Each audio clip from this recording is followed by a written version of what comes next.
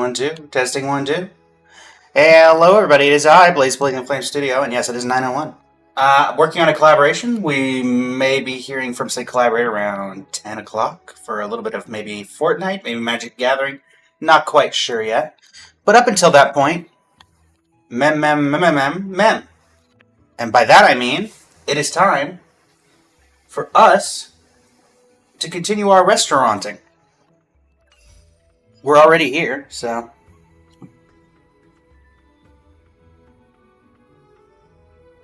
let's make sure... we do have ads now, so I want to make sure that those are left available for those that need them. And by that I mean, I'm not going to start until 100% you guys are not in the middle of an ad.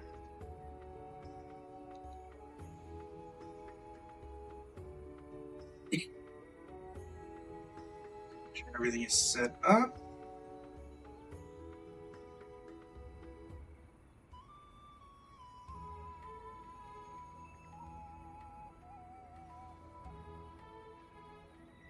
It's like my first ever real ad is $3 steak burritos. Lovely.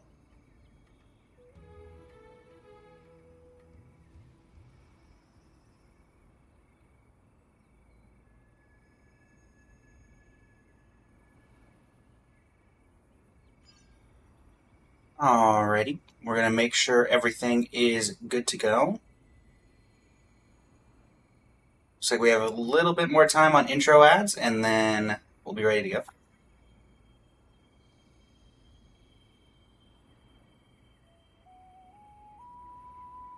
There we go. Perfect, perfect, perfect. And with that, we can continue with the restauranting. If we have ads pop up, I've got ways of making sure that they are up and that I can give fair warning. But if they do pop up and I'm not able to tell you, just someone in the chat, feel free to tell me, and I will hold off on continuing until the ad is over. Oh, I don't think I've talked to you two yet. Hello.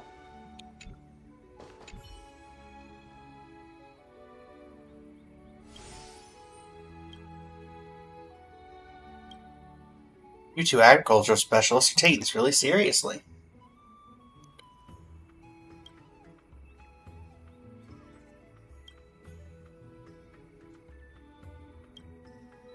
Won't be necessary. I'll leave you two alone then. Can I get into the... didn't mean to click that. Can I get into the field? I want to see this cursed scarecrow. No, I cannot get into the field. But that is an incredibly cursed scarecrow.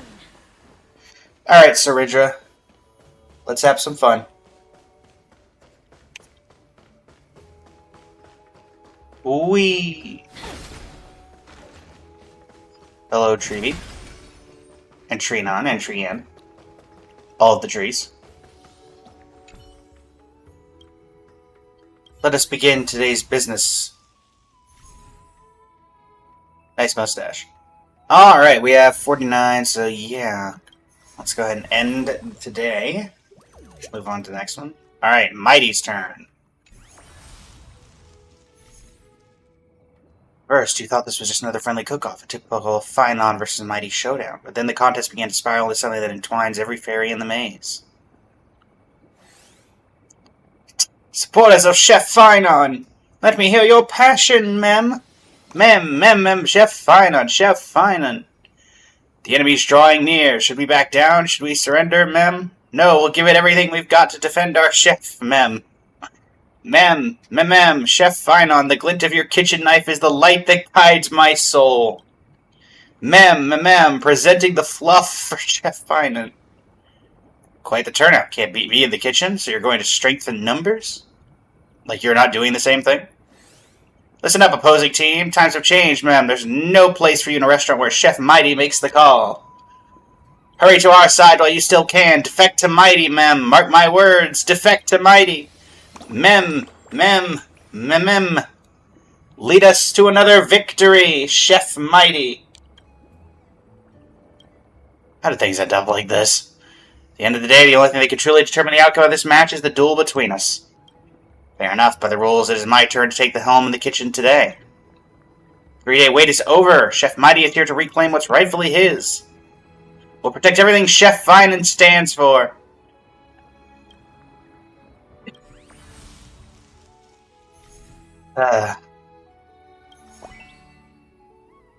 Let's grab ourselves some crops. Alright, Sour Boost. So we're going to be looking for what? Potatoes and corn. Corn and cabbages. I don't have lemons yet. Hold on. Oh, can we buy lemons from the store? Alright, let's grab what we... Yeah, sure. So grab some extra meat. Grab some sour fruit. Trade in some corn. Get what we can out of here. And recipe development. Ooh.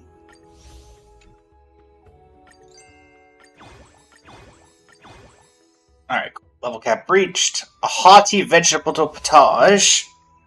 How interesting.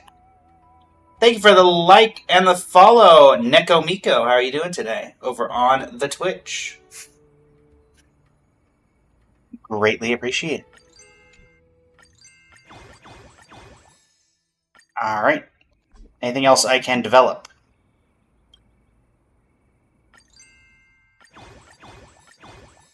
Alright, cool. And then the Sari salad. I don't want to go too far in. That'll work. Alright. Manager's Handbook. Become a master chef. A taste of happiness. Well, thank you for coming on over to the stream.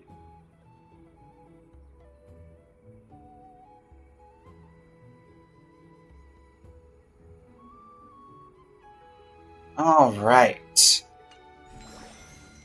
Just doing some basic setup for the day. Train 3 staff members to level 3.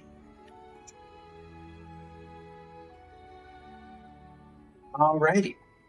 Well, let's see here. We cannot... Unsown land available. Did we get that other... Nope, that's still locked. Oh, this land.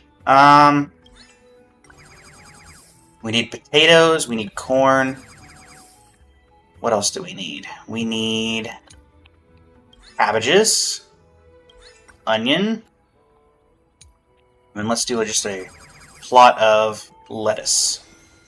Management, let's go ahead and get some staff training. We'll level you up to 3. That should unlock that. Obtain 2 level 3 dining tables. We already had that. All requirements met. Alright, and that gives us 869, so let's see if we can... go ahead and... What does this do? Next level. Active increases the movement by 120 and then for 20 seconds. Okay.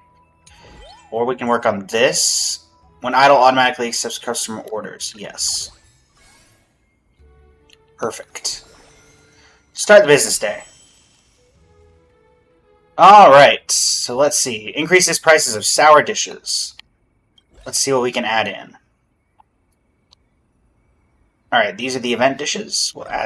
We will keep the colorful salad because it is the signature dish of our place here. Gonna add you. We're gonna add you. And we're gonna add the Sari salad. Perfect. Can I level you up? Let's not right now. We don't really have enough. Start the business day.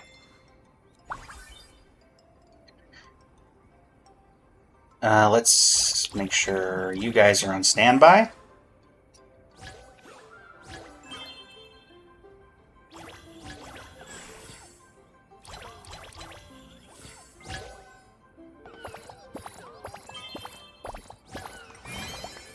Very well.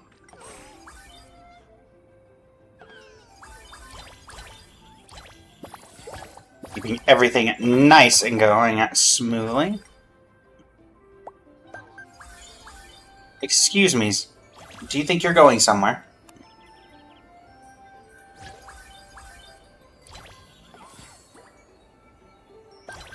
Another one of those prepped and ready.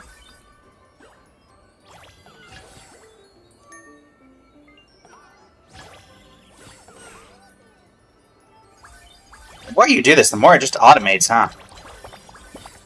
Not that I'm complaining. This would be a nightmare to try to do manually.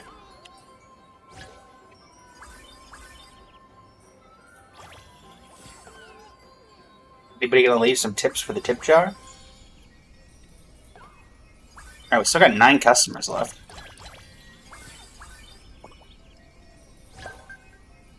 Excuse me.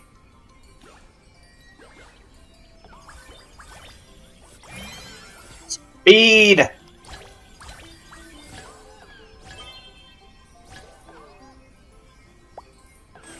Thanks for the tips.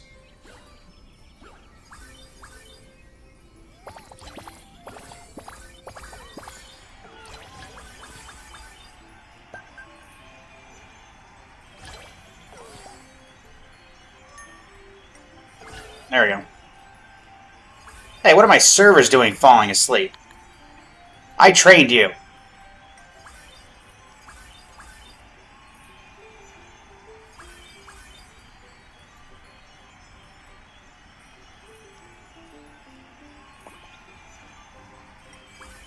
Perfect. All customers have been served for today. A little bit less than the last day of fining, but that's fine. Imperator has been poisoned.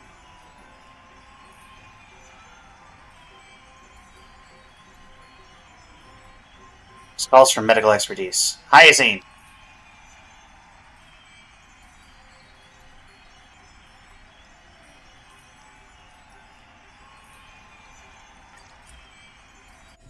So it was an Axa that nearly killed the Imperator. Good to know. That sounds like an Axa.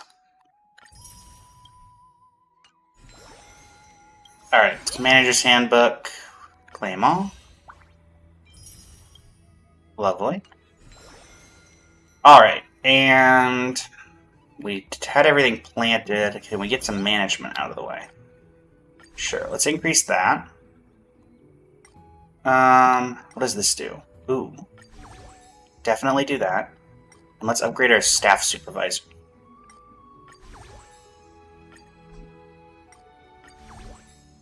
There we go. Handbook. Claim. Alright. All things seem to be working out quite well. End the day. Alright, so yes, I'm aware. Crops are ready to be harvested.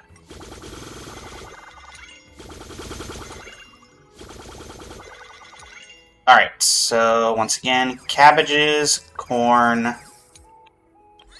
potato, more cabbages, and some lettuce. Claim our gift. Like to get lemons, but I guess I can only get them from here. Alright. Make sure there's nothing to barter. I didn't think so. Grab our limited time reward. Alright. I mean, all of these are what we need to have in the menu, so I think the only difference is, so yeah, double nut mooncake, sari salad, hearty vegetable. I mean, we keep the signature dish, right? That's my thought.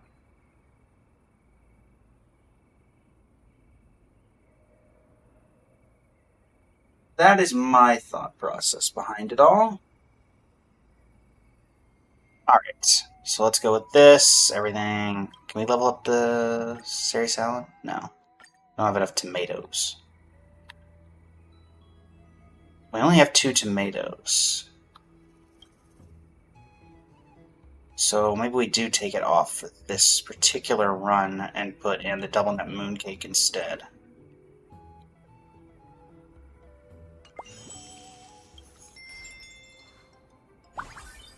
And I'll make sure to add some tomatoes to the list next time.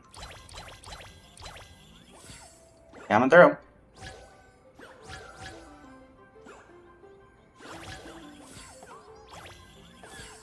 I don't think we need the speed boost quite yet.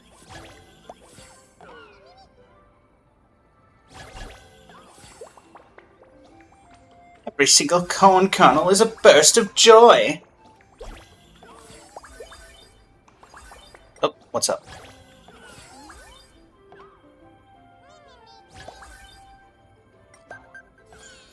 Hey.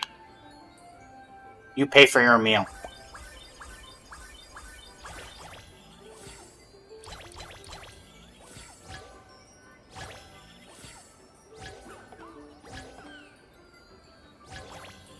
Got this like a well-oiled machine.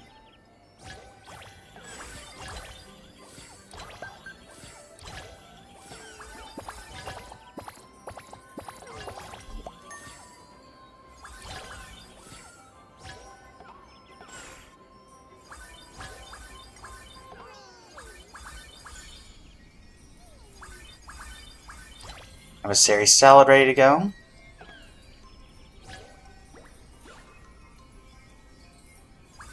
Let's get ready. This is where we're going to have the rush.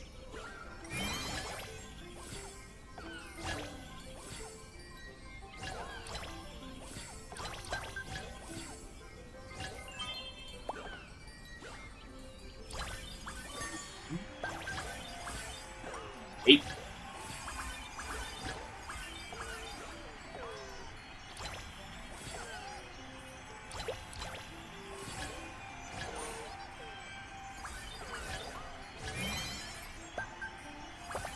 Wake up. I'm not paying you to slack off.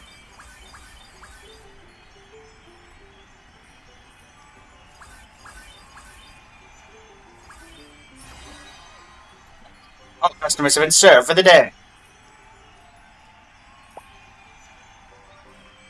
Well above what Finan was ever able to do.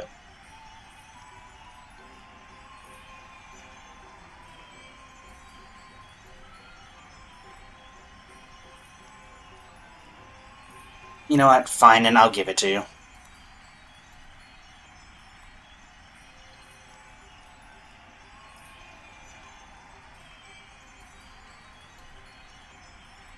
That with my hand. What?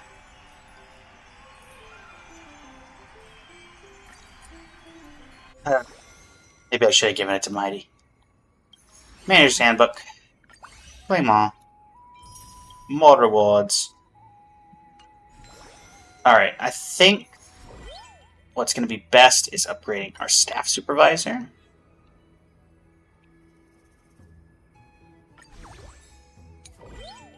Then we're going to work on you guys.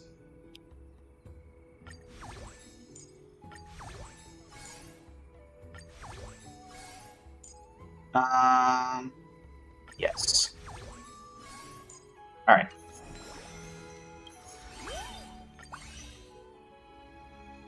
Perfect, perfect, perfect. Let's end today. Yep. Increase the price of sour dishes. More Mighty stuff. I mean, Mighty clearly won.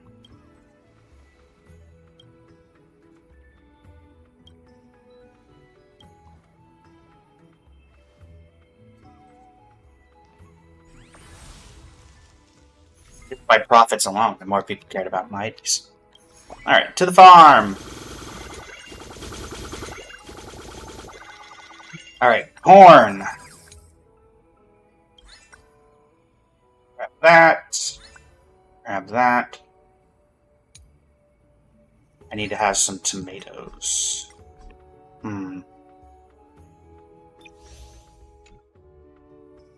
Yes, we're gonna just recycle this and we're gonna put in tomatoes. And then we'll plant the rest later. Alright. Start things up for the day.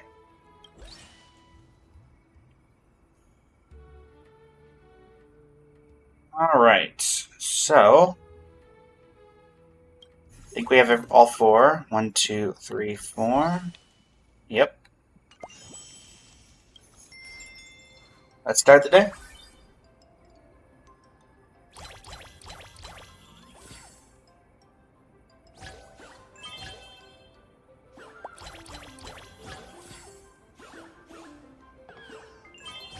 What's up?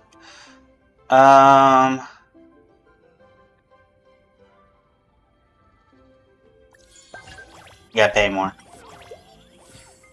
Wake up.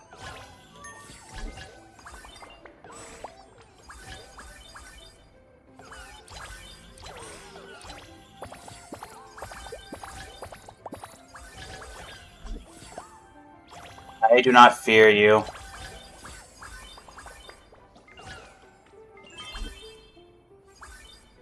Let's get this started.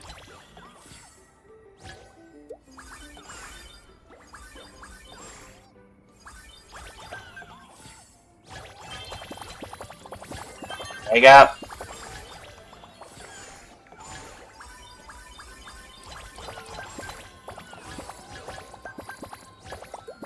I.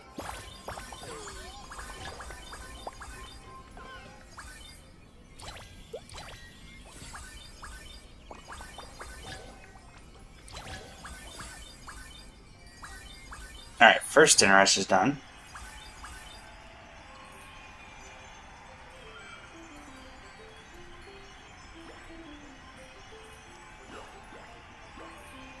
Let's let him get seated, and then we'll hit that. Alright.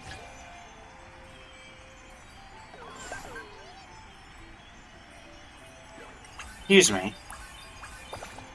Pay your bill.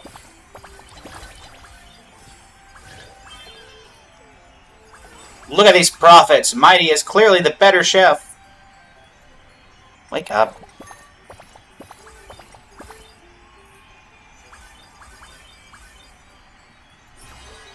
All customers have been served for the day.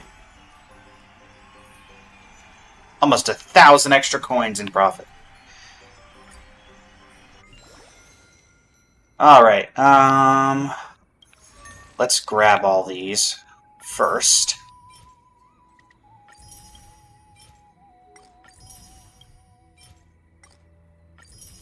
Perfect. Right, and let's work on some management stuff.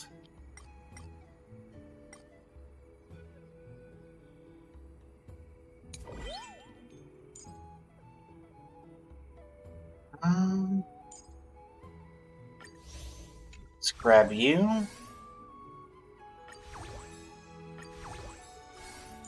I'll level you up to 3.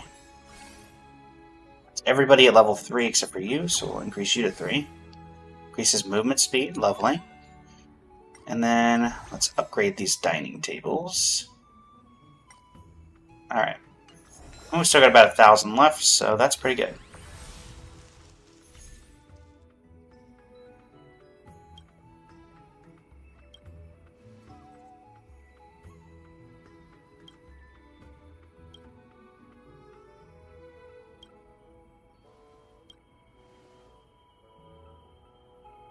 Mighty's got the upper hand. There was more money. He made more money.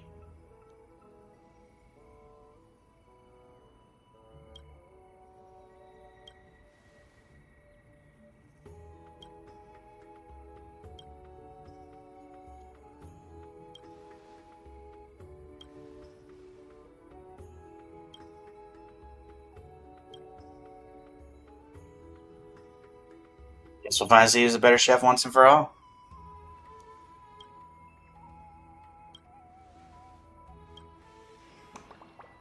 Alright. You two ready for this? Can I talk to Mighty as well? Oh, no. Alright. Let's go.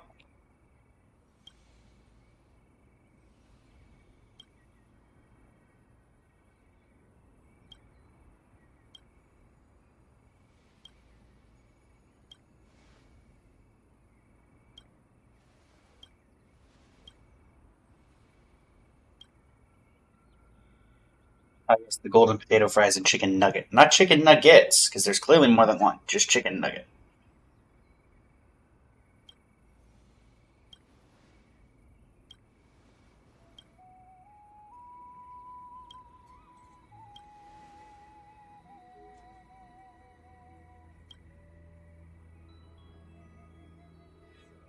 Ah. Mighty went for the personal angle.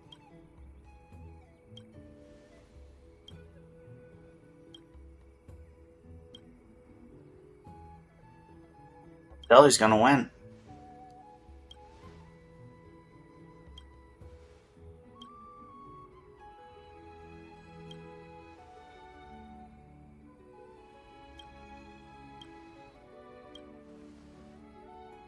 No more new dishes.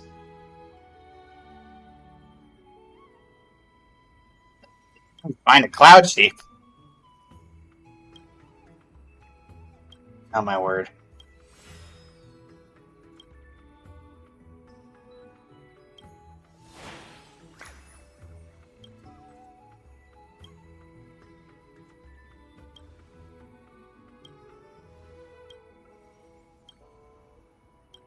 Well, they're certainly competitive. I'll give them that.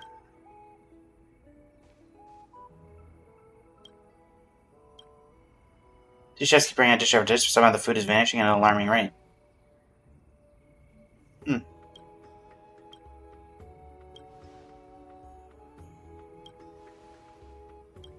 So Isilon's won by a landslide.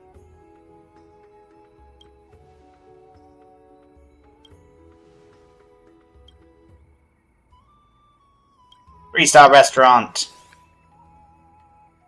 Alright.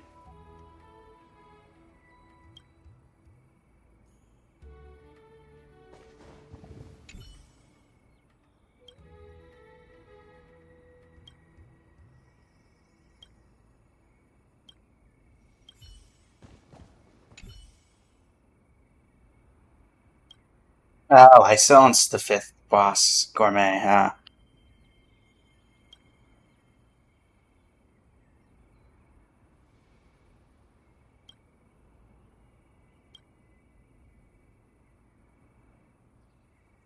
That's one worthy of being added to the Globorium.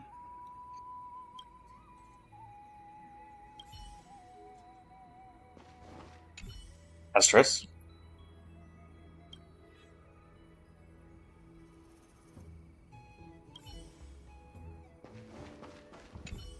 Irene.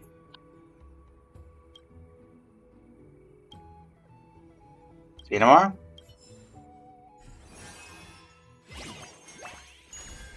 Ooh, lots of new dishes. Pumpkins. Cream?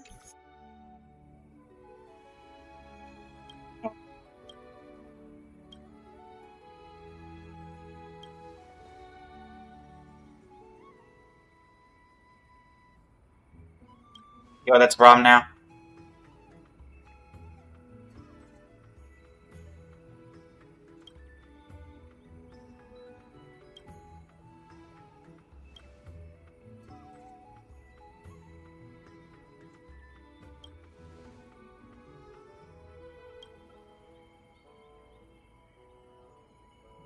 Can we buy more from Cypher?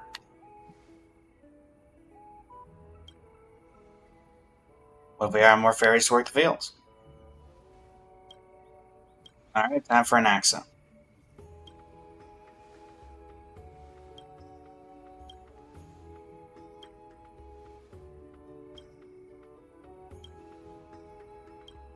Oh, an Axa will 100% get mad at you.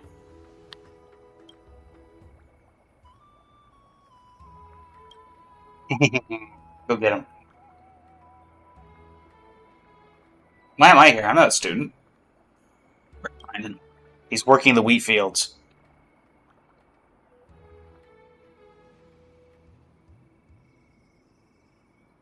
Oh my word, it's so cursed.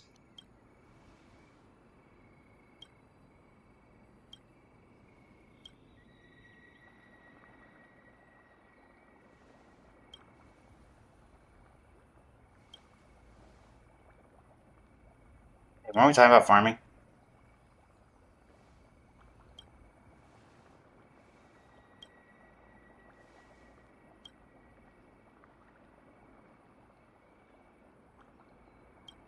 Look at Castras.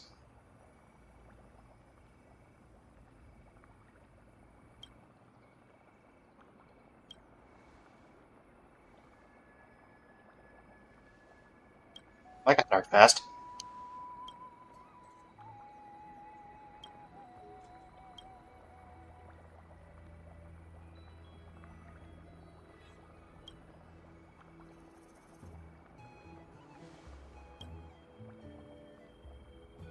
Lactate creature class. What? We're putting that in the alchemy? Ugh. Does Chief know you're doing this? Ah. Alchemy shares much with cooking, combining specific ingredients in suitable containers, applying proper techniques, and manipulating environmental conditions until you achieve your intended outcome. Observe carefully, for this shall be the most magnificent. Boom. Let's spin a temperature issue. Too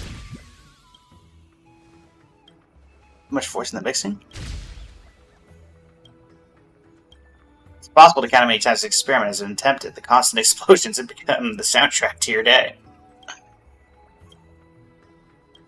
Finally did it. Behold, my work is complete. Rejoice, for I have discovered how to break through crops' natural size limits. The finest agricultural expert.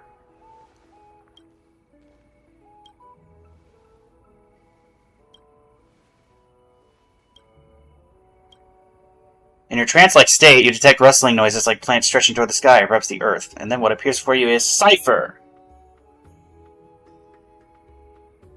An enormous pumpkin that's even bigger than a whole fairy. Alchemy's yield fills every field.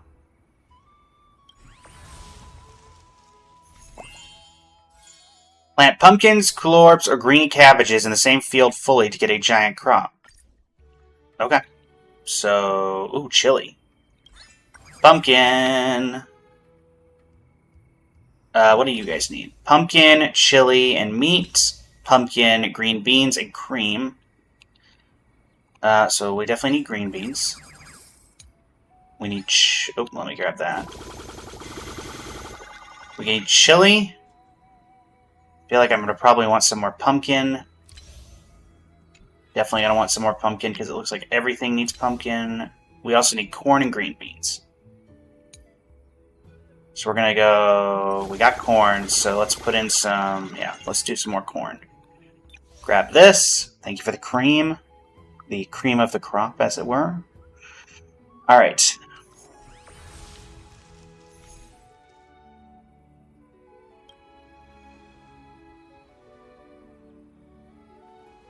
But is he actually interested?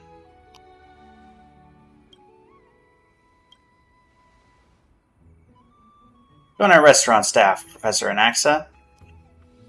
Let's Anaxagoras. Watch him be the best chef of the entire thing. Honestly, it wouldn't surprise me. Finan, are you two down in the fields with unique dialogue?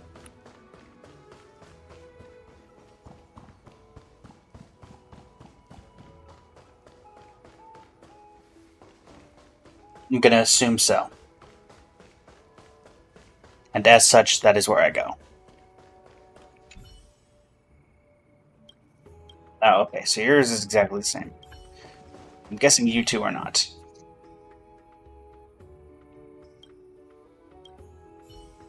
I lost. Well, Finan, you're pretty good at that. I know. I'm being incredibly harsh on Finan. Don't worry about it. Hey, Trippy. Enter known. Alright, Saridra. Good to see you're back from being poisoned. Let's begin. Reach promotion goal within 6 days. Restaurant can be upgraded upon completing. Okay. Purchase a beverage station.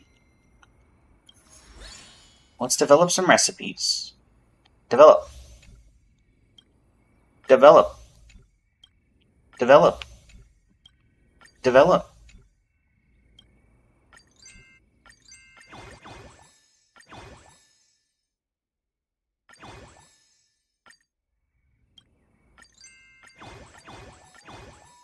What is this? Harvest crystal from giant carrot farming. Okay.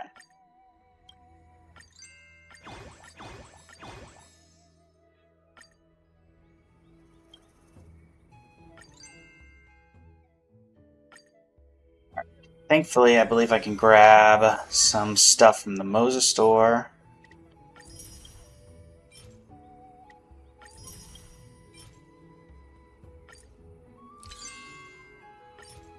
Yep. Yep.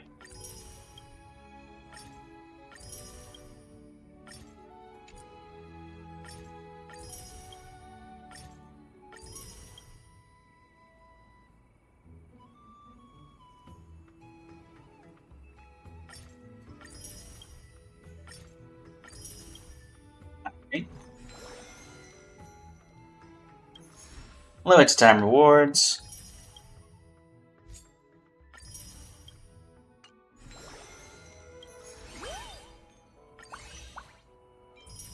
$18 lost crystals. Alright. Let's see here.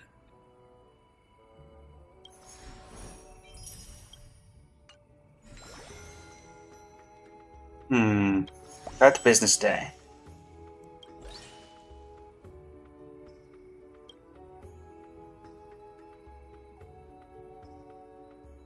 Let's drop everything.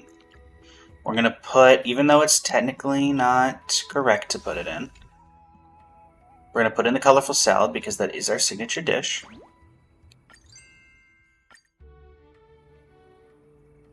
And then add this.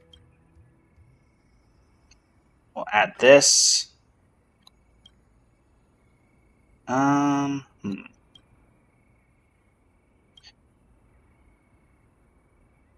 I guess. Don't like it, but we're gonna do it anyway.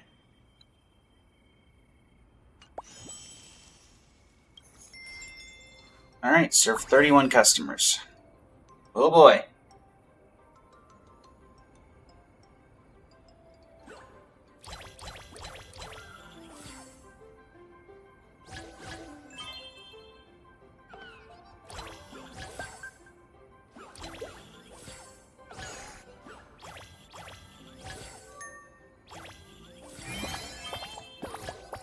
Get things going.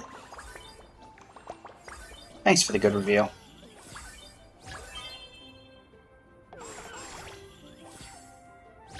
I'm gonna run out of dishes pretty quickly, huh?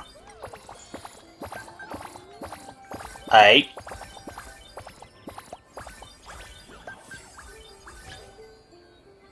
Wake up.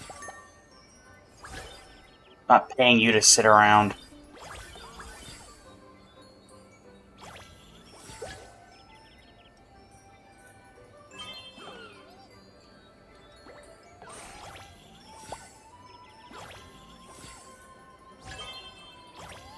Stock is running quite low.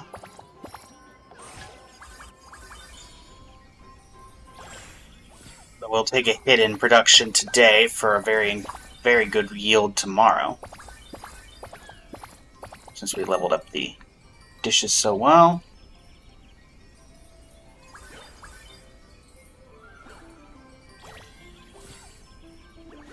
Yep, all we got... Oh, I'm not even going to be able to serve enough food for everybody, huh?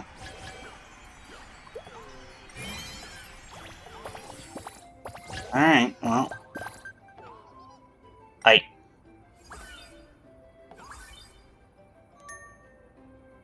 Overall, decent yield still. Close out early today, and we'll have a bunch tomorrow. Yep. That's fine. We take a dip today for something a lot better. I'm aware. Alright. Now then, go to farm. Let's unlock the new farmland. And I ran out of lettuce, so I should probably plant that. Alright.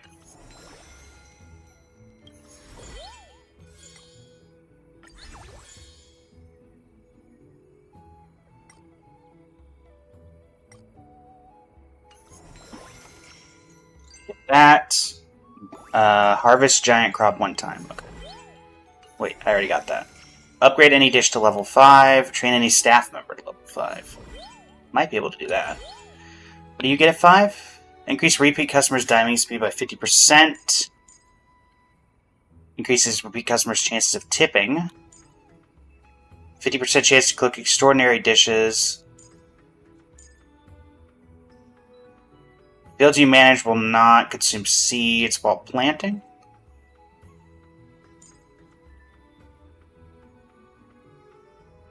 %, chance. You know what? Let's just do this.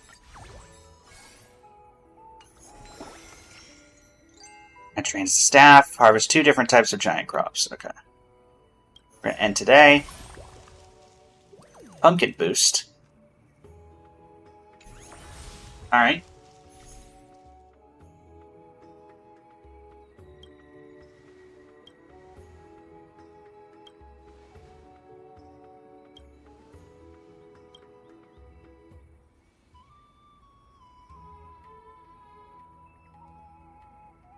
Right out of Halloween.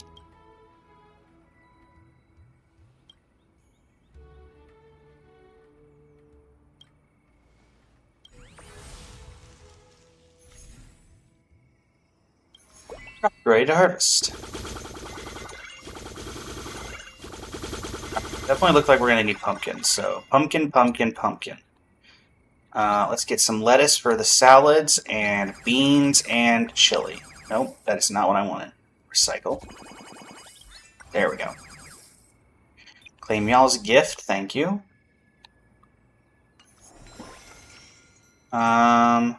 Purchase all restaurant facilities. I assume that's what that means. What's the missing one? Magic Lyre?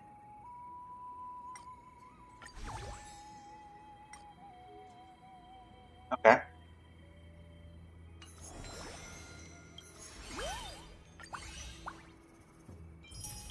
Maxed out. Start business day. Alright. You're not maxed. Yeah, we can do that. Let's not level you up. We can level you up a bit.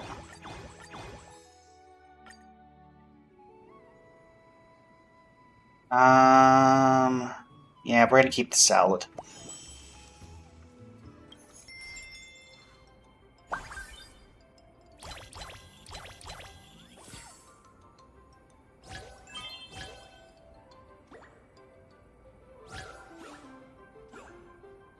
Like how we just have apples sitting over here when I don't think we actually have apples on the menu.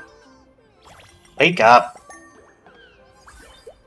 Just falling asleep in the middle of the room.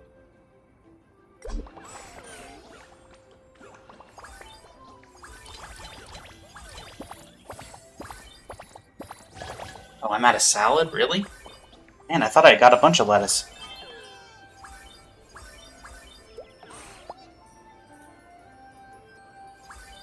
Oh, it's fine.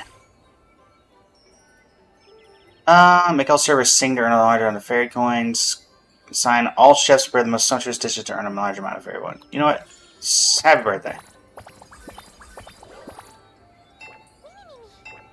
Am I gonna have to do something here?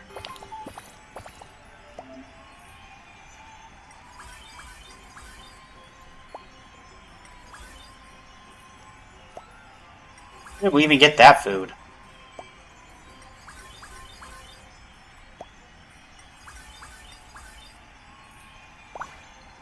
Nice.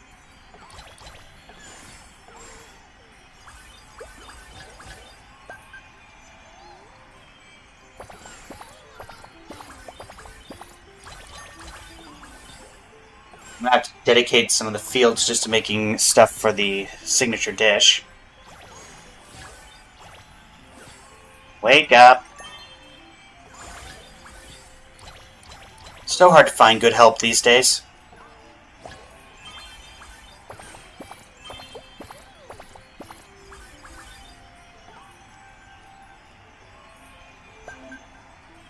Making drinks will consume quill orbs. When you run out, tap here to replenish.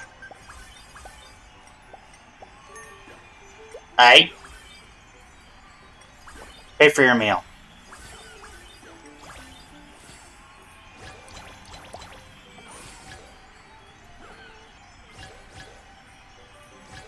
haven't even needed to use the speed boost yet.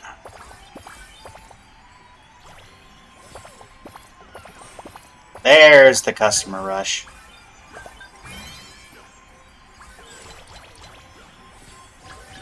Hi.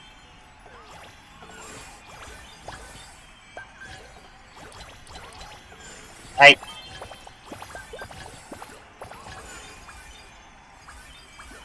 Hi.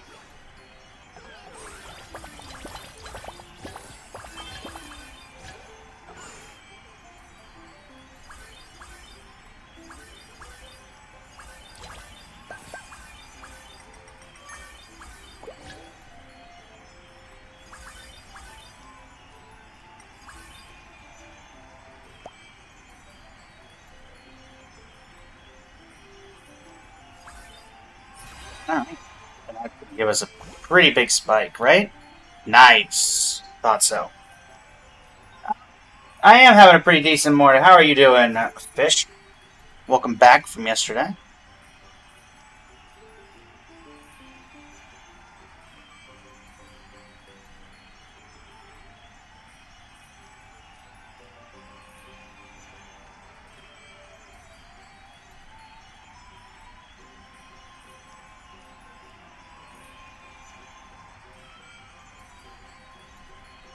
He's always right.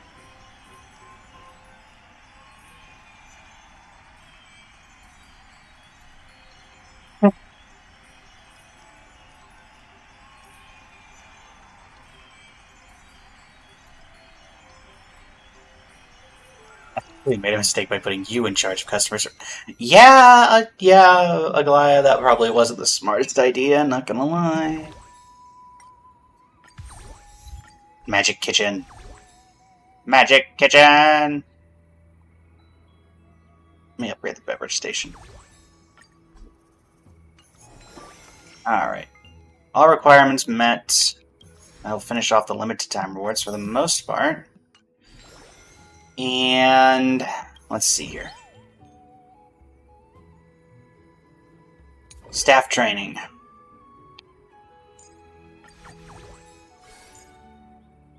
Save 3,000 for the Maze store.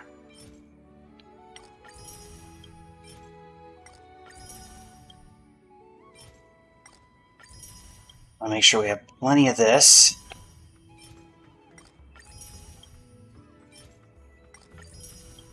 Perfect. Alright, we need more potatoes.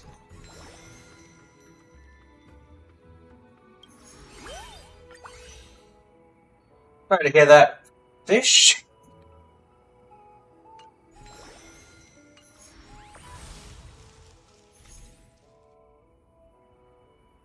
Alright, let's see here. What are we working with here? Oh, that team. Play them all.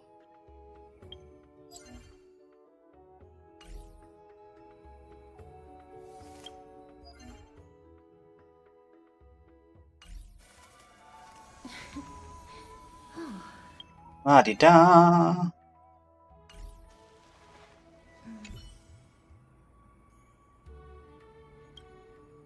Let's begin. And today...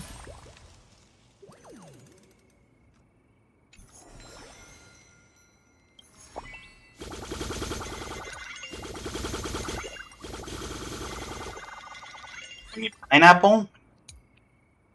We need potato. We need lettuce.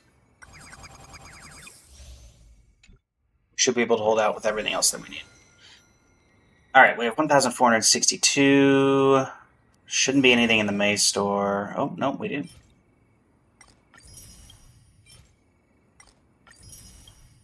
Let's grab what we can.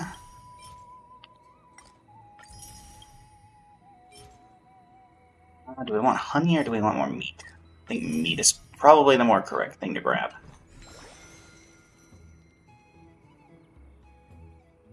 Now let's make sure we shouldn't... Okay, we do have the ability to grab this.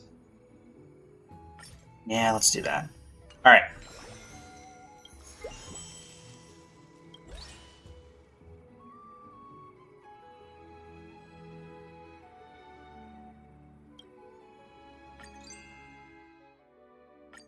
have enough for that. Don't have enough for that. I'll go back down. Alright. Can I level you up yet? No. Need more tomato. Actually, I should take this out, because I only have 2. What am I putting in then? You? Yeah, sure.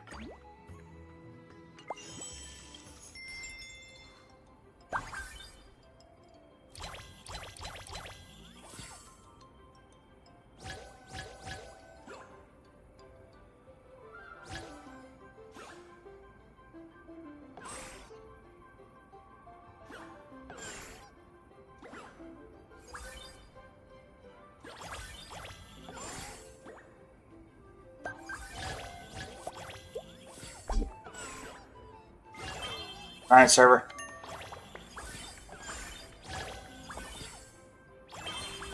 Am I supposed to be able to... Alright, let's get the speed going.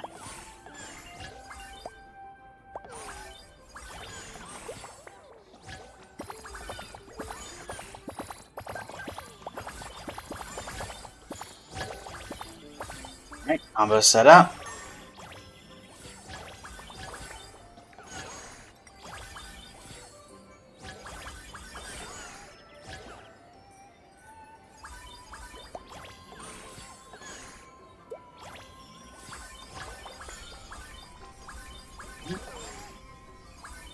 I think we'll be able to restock this very quickly. Well, we're about to have a huge rush if time is any indication.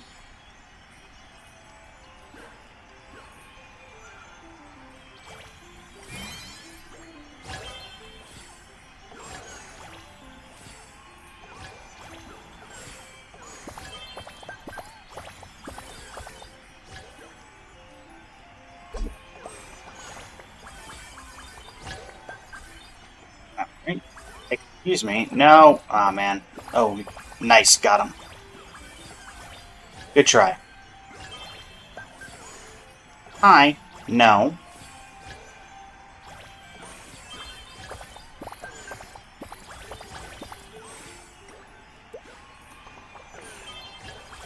Sure, you thought you'd already paid. Wake up.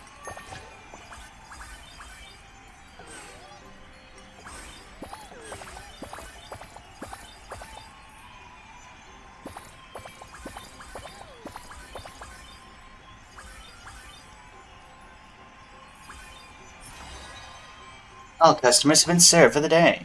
How was our revenue? It was a little bit down, but that's because I ran out of food on one of my meals. So, end up today. Still had a very, very good... Oh, Cypher. Are we going to have any reasoning why?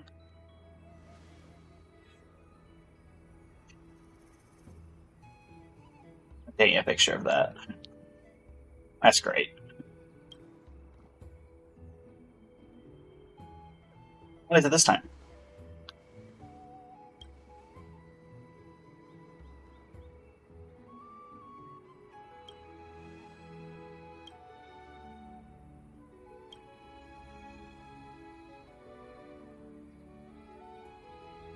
But wasting food is wrong, so we should sell them to Cypher.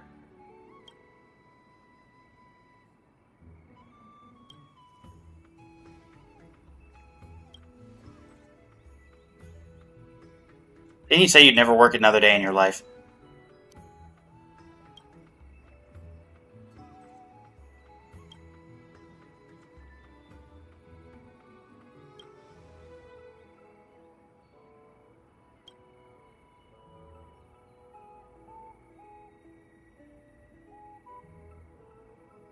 Something fishy going on.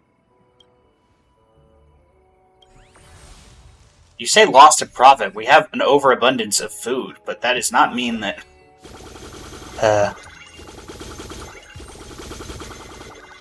berries and magic beans.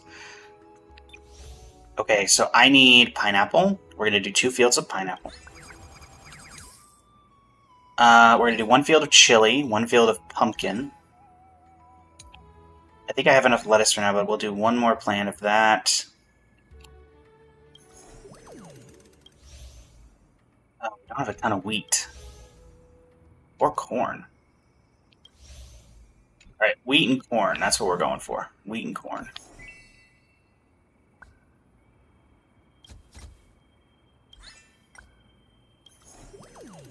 Yep, I know that.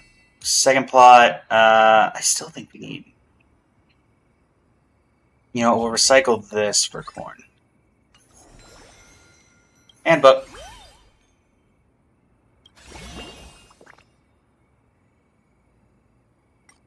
Lovely.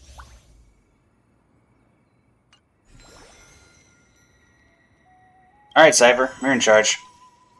Alright, let's make sure that we're only operating with things that we can definitely sell a lot of, so you're not going to be on the list anymore.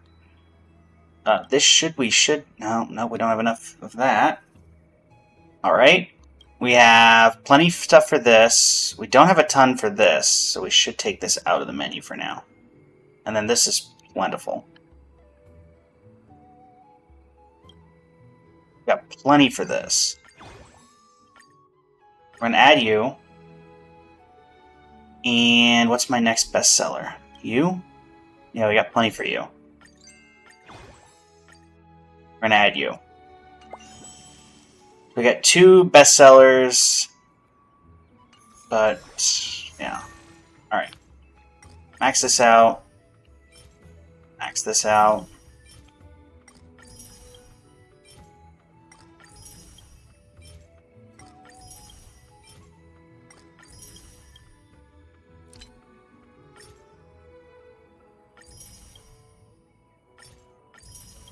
Perfect.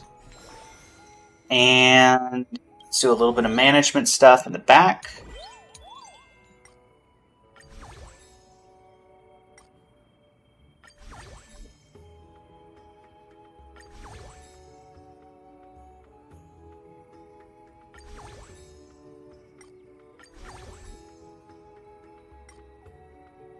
And let's do some staff training in the back.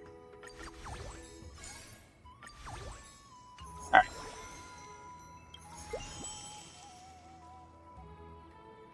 Yes, they can be added to the menu, but I can't sell them.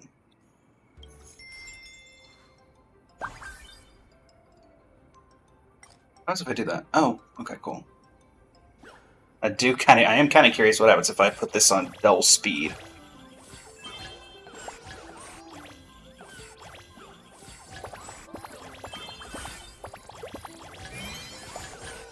They zooming. Honestly, I kind of like it better without that.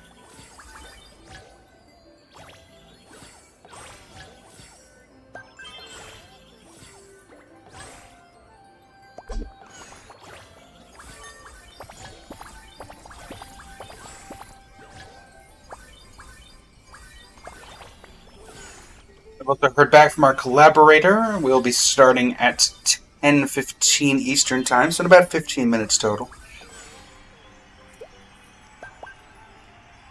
Oh, no worries.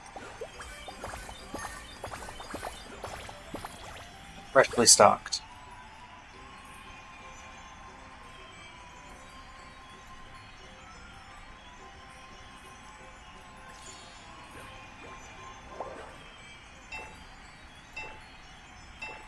Alright.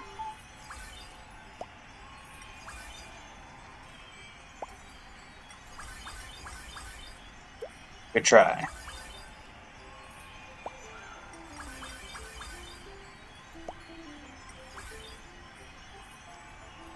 Nice.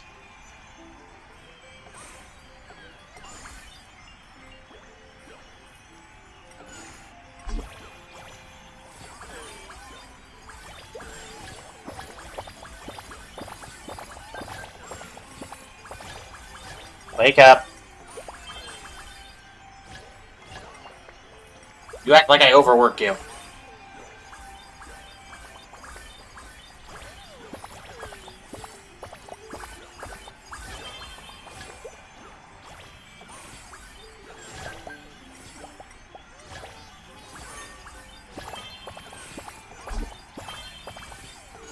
Feed.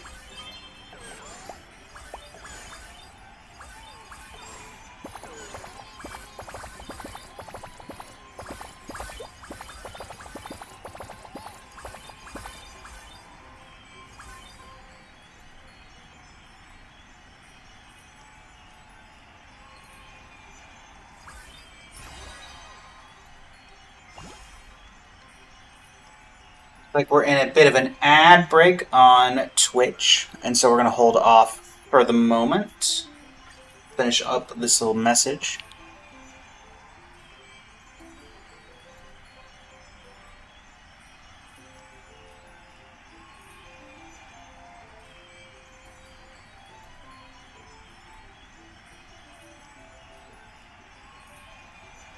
More hopeful kitty, I suppose.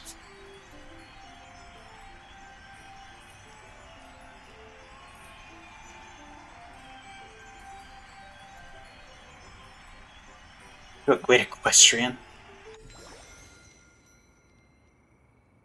Got about 30 seconds left in the ad break. Hey, that Genshin nerd! Welcome to the stream over on the TikTok. Or should I say, welcome back from yesterday.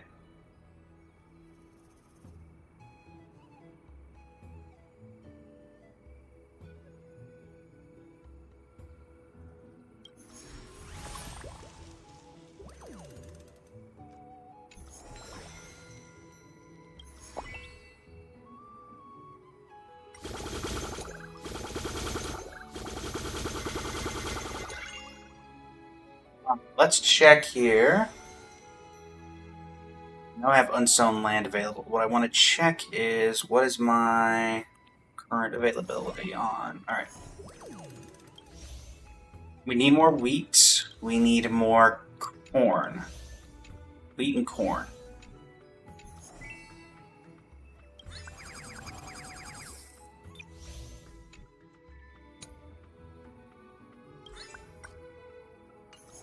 And then we're going to leave the unsown land for a second. We're going to check these.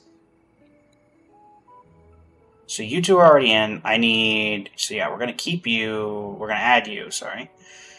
One of you is not an event dish. You're an event dish. You're not an event dish. So we're going to add you. And then you're the other one. I've got a decent amount of wheat. I think we can handle it. Oh, that's enough. These are 46 customers.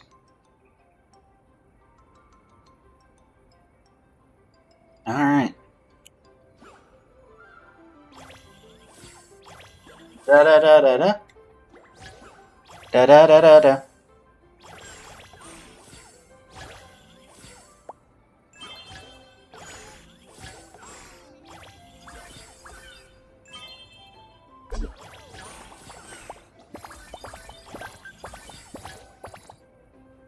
Wake up. I don't pay you to slack off. I'll send a Naxa on you.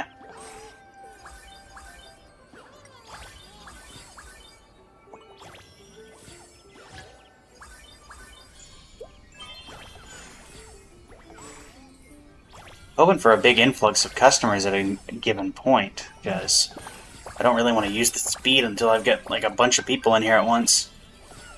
Wake up!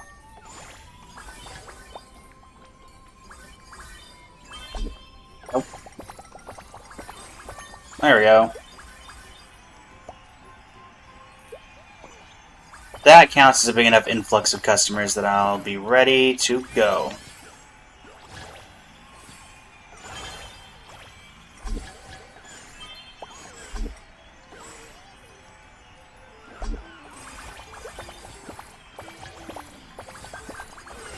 All right.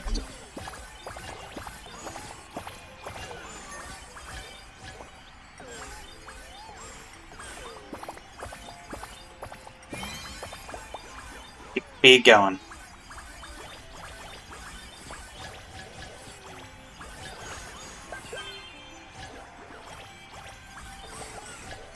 Got you covered.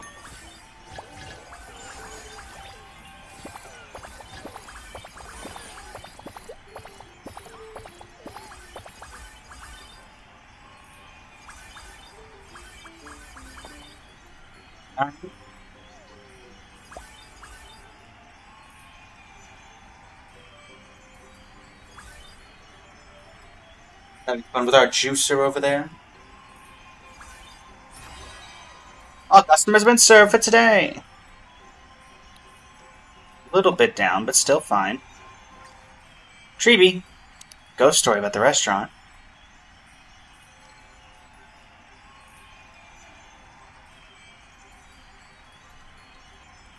See what she has to say.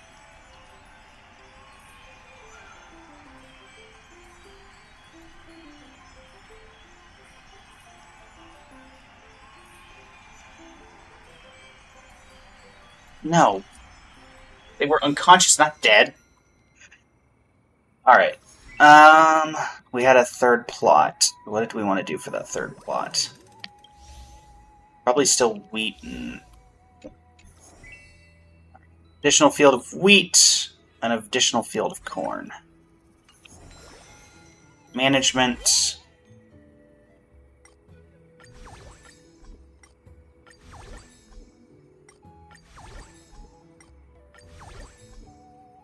Alright, this should fully max out the dining area.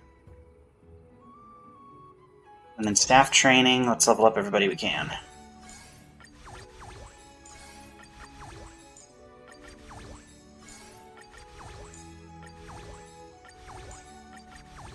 Alright, that's the entire staff maxed out.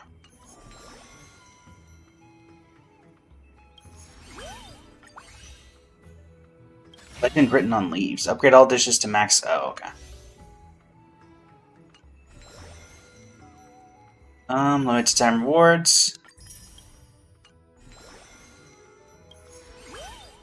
Alright. Recipe development. Let's level up some of the stuff that is not been touched in a while. You're maxed. Really want to touch the stuff with wheat, if I can help it. Yeah, I can level you. Yeah, I can level you up. You're not on the menu anymore.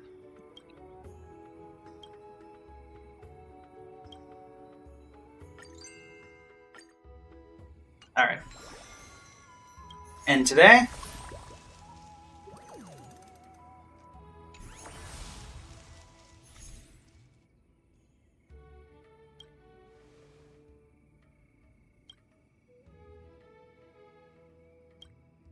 getting commercial shot?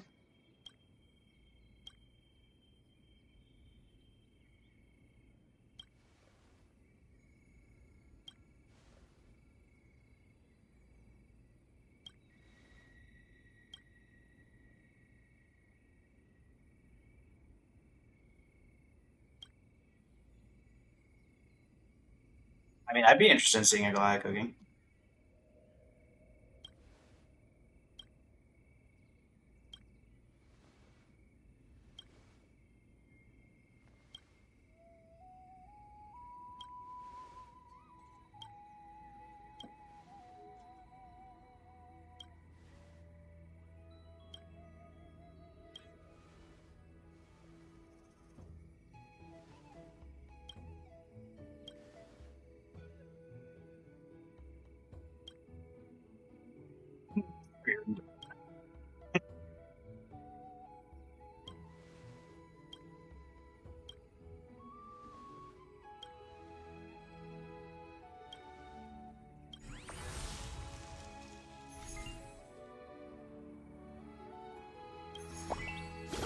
Harvest the crop.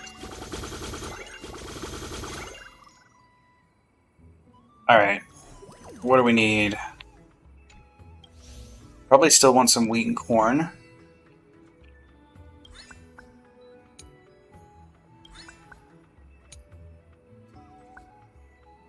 That's not what I wanted.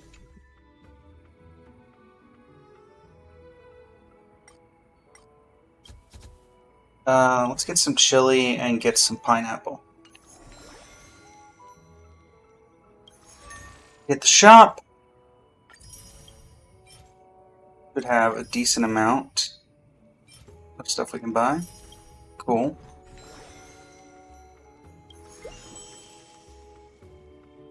How are we doing here? Plenty. Very much plenty. Still plenty. Plenty.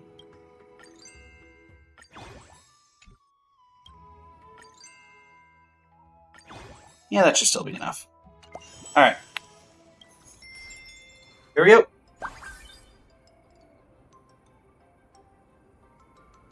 50 customers?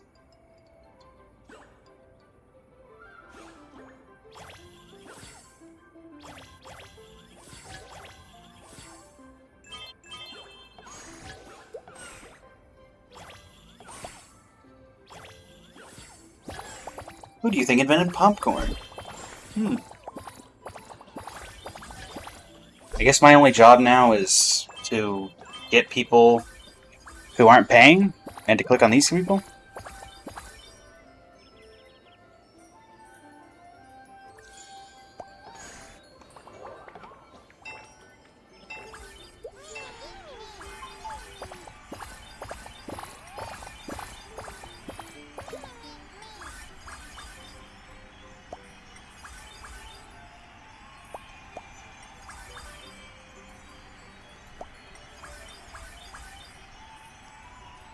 No. I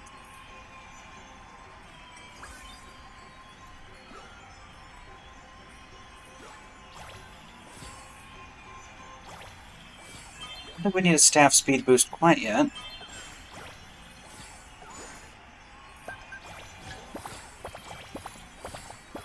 Wake up.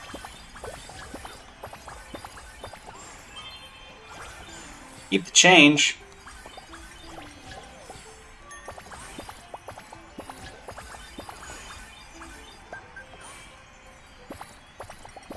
Wake up.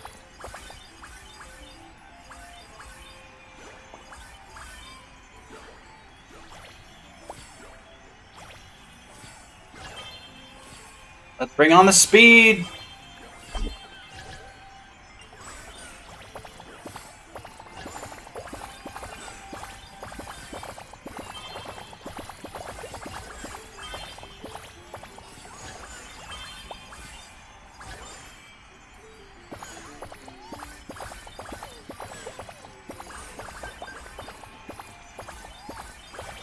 Nobody's tried to run off with all my stuff yet.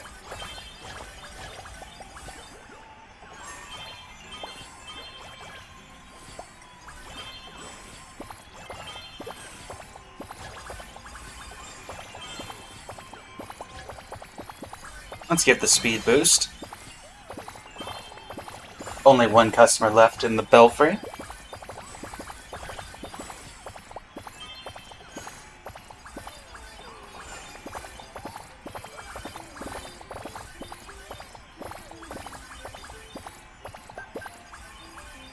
Not to worry.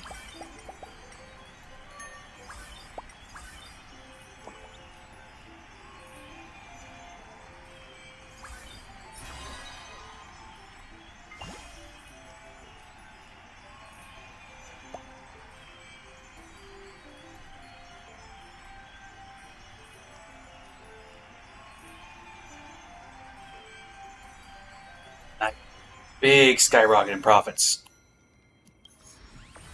Time to get our review.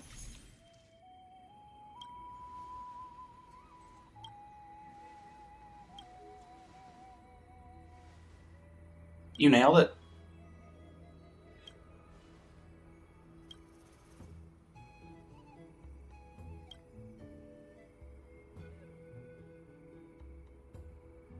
He's after something.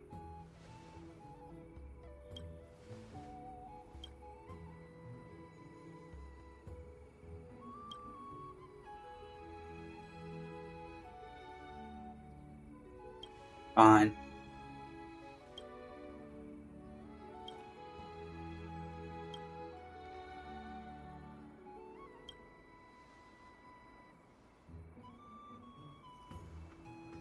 I know, it's the chef's surprise.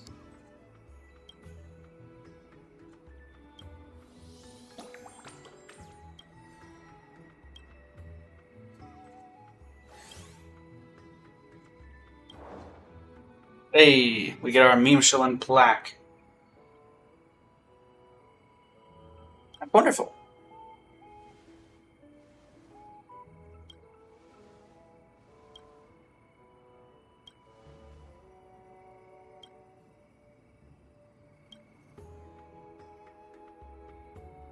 That's great.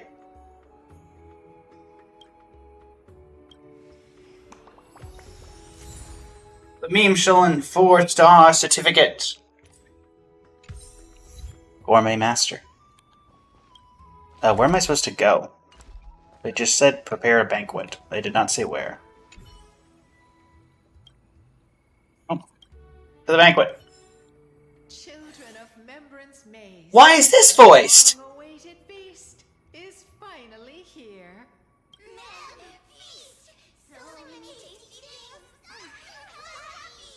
You could say I'm winning, I suppose. Everyone's looking forward to it. Come on, everyone's busy getting ready for the feast. We can't just stand around.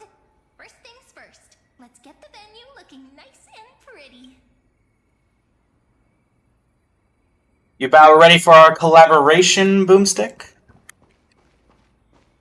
You say get the venue looking nice and pretty. What am I supposed to do?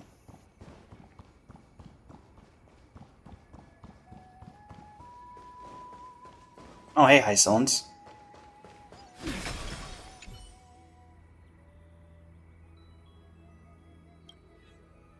Aren't you joining? You know, Gly are close, right?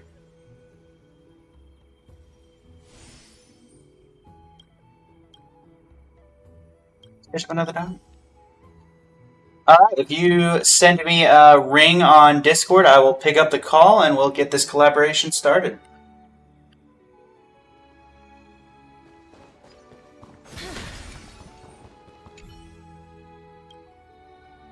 What have you been working on lately? Oh, I already heard this. But I have not heard the Hysolins part.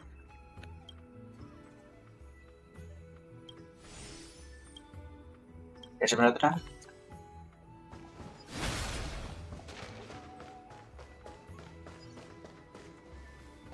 You say I ought to spruce up the place, but you're not telling me what in the world I should be doing.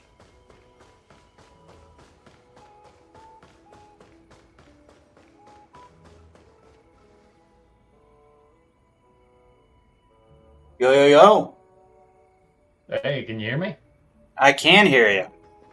Nice. I am going to do some quick setup on my end, so that way you have a screen. Alright. I mean, I already have a screen. Then they can see your avatar in the bottom corner. Gotcha. Also, since you have the stream up on your end, once this ad break is over, can you make sure that you're hearable on my stream? Yeah, I gotcha. Did you get your ads set up, by the way? Yes, they are set up. No, I mean, like, so talking a little bit above table here. Did you set it up so you don't get intro ads? I believe I do have intro ads. Okay, you gotta turn those off. If you increase the time to the bare minimum, it makes it so you don't get ads when you join the stream, which is nice. Gotcha. That's the plan. Yeah, I kind of literally, like, I think 2 hours into yesterday's stream of my 3-hour stream, I got them, so they were like, oh yeah, you've made affiliate. I'm like, okay, well, that's nice and all, but... Guess we're doing this now. Guess we're doing this now. I guess I could work off of this setup. Yeah, we'll work off of this setup. This should be interesting. And so, in regards to the collaboration itself, what were we thinking? Were we thinking Fortnite, the original option? Were we thinking the other option? What are you thinking? I'm thinking of doing the option you came up with, the one that'll take us like 2 hours. It will not take 2 hours. It's gonna take 2 hours. Alright. I don't care what you say. There's no way this gets done quickly. Alright, well, let me swap over to my talking thing. I literally just finished this event for the most part, so... Your setup might not work anymore with this because I get ad pop-ups. I gotta install an ad blocker. Not that I said that on stream. Excuse, DMCA, Twitch, if you heard that, this partnership, it's got to be immediately canceled. I'm going to hang up the call, you know. Entirely, we have no connection outside of that. Alright, so I've got to figure out the best quote-unquote way, if there is even an ability to... So for those curious, and I'm going to be modifying it quickly here, Boomstick and I were originally going to do Fortnite, and I think we realized maybe Fortnite wasn't the most engaging thing to do, given the current season. And the fact that they literally just had to nerf most of it, from what I know.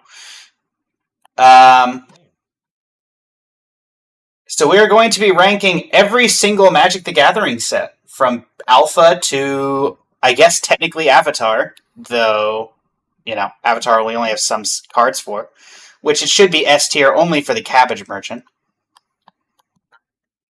in all honesty. I would just insert your stream entirely if I put it as a browser source. I don't know. You do have to remember that because of Twitch, I think a browser still has stream delay. Yeah, there is, but I think it should be pretty good here. Okay, so it does work, but it does not work as I would like it to. So I'm not going to do that.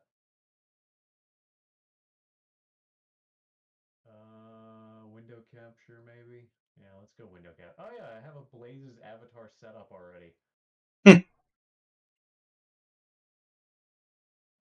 to those who are potentially going to be interested in this,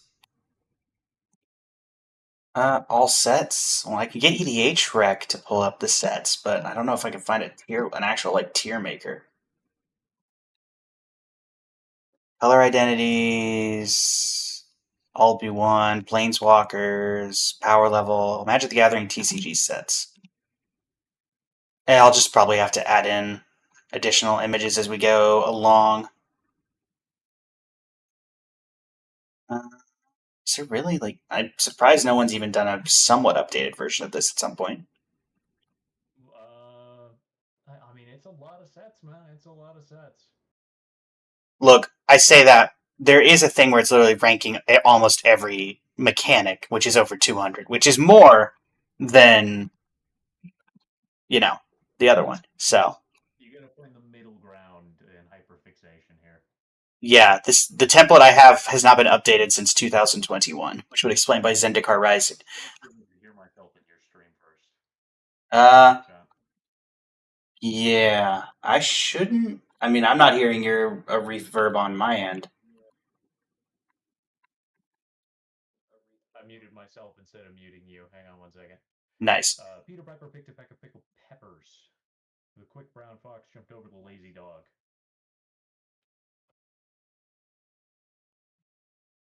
Hello?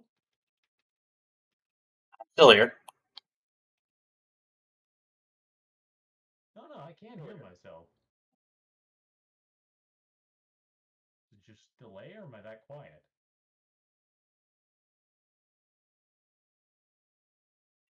Oh, I'm just quiet. Okay, so I am on your end. I'm just very quiet.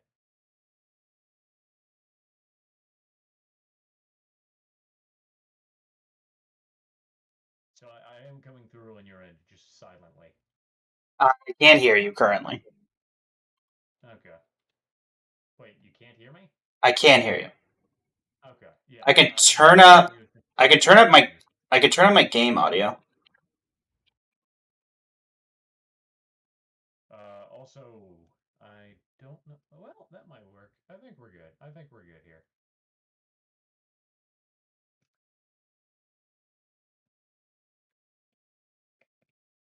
So, would you mind sharing your screen on the Discord as well to do the Absolutely. Hold on. I'm switching up the stream title and category. Yeah, all good. I'm waiting to get my setup before going live here. Gotcha. It's kind of ironic. Yeah. When you're at full screen here, I've got a hand cam of your VTuber. Nice. All right, and with that, let me share screen. Move that over so we have the TikTok up in the side corner. Make sure that's working out. It's always kind of funny to look into the section of recommended streamers because I want to point out who I see is online, but I'm not going to do that because that just pulls attention away from us at this situation. Let's see here.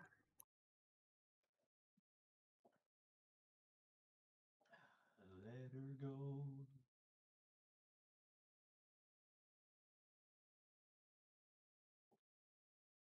Alright, so I think what I'm going to do is I'm going to have a list, and then I'm just going to import images into the tier maker. Alright. Did I have big picture mode? Was that what I was doing? Feeder mode? No idea. What am I going to use? I guess Scryfall for sets. Can I sort by... I can sort by release date, but why are you doing it that way? Scryfall does have a set release, but that's under advanced. I know it says sort by release date, but I can't sort it to go bottom to top. It only will do top to bottom, Oh. which is very odd. Alright, so there's that, and then... Oh, if you sort by block/group, it gets significantly worse. Yeah, that it does. Alright, let's see here. So I've got that set up, I've got this set up. I've got a tier list I can use. Can I get set symbols?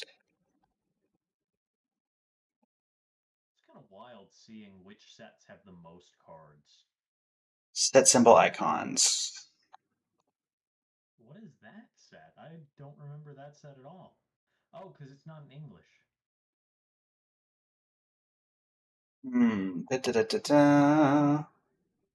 Oh, speaking of which, did you you remember my player that played the little devil character in D&D? I believe so. They have a collection of 5th edition cards. Oh, that's interesting. Yeah, I managed to get a what's it called? Copy target spell. Oh, nice. I can't remember what that is though. The little red spell for 2. Not remembering that off the top of my head. It's fine. I'm trying to see if there is a particularly good way of me to do this. Because what I didn't think about is that when I go ahead and move over, when I go to import a set symbol, it is going to pop up my downloads folder and my entire folder archive, which I'm not sure if that will come up on stream or not. Yeah.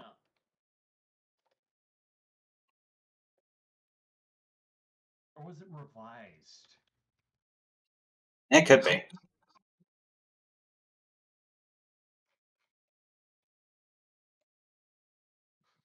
Nine 999 sets in all languages. What is it in English?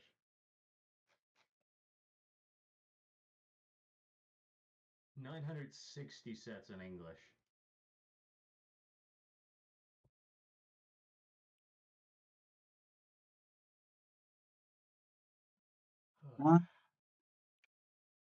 I've got this, but it's not sorted by anything in particular, and they really just kind of hodgepodge this, huh? That's what it was. It was fork. Fork. Oh, okay.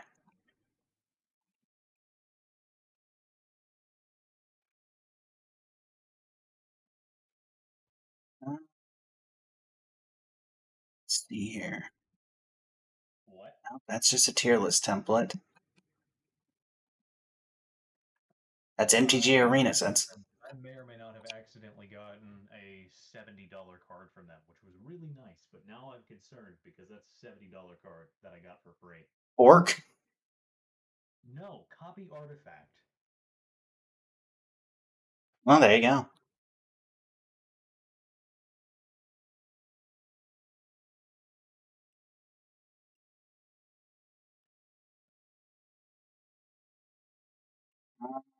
Nope, not core sets.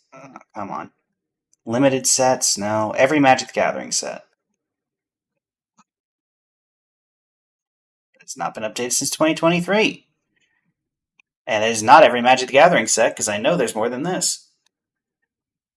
What? Go to Scryfall and just go from the bottom up.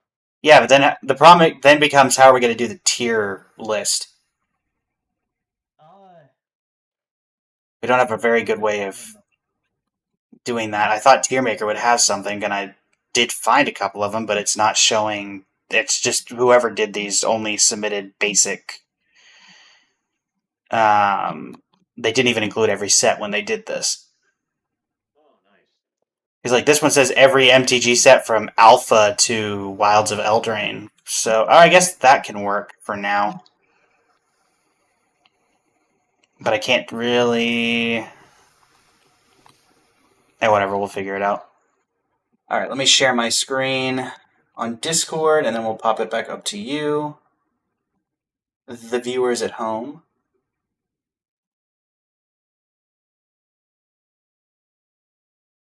Alright, there's all sets on Scryfall. There's that. Set symbol icons.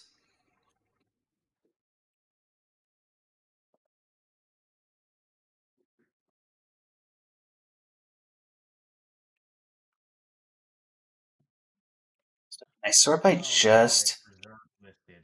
Of course it's reserve listed. Why wouldn't it be reserve listed? I mean, most cards on from 5th edition are probably reserve listed, if not all of them. Fair. Also, which microphone am I coming through right now? Distant. You don't sound distant. I don't? No. Okay. All right. Wow, looks like we're really going to be using Wikipedia for this. There we go.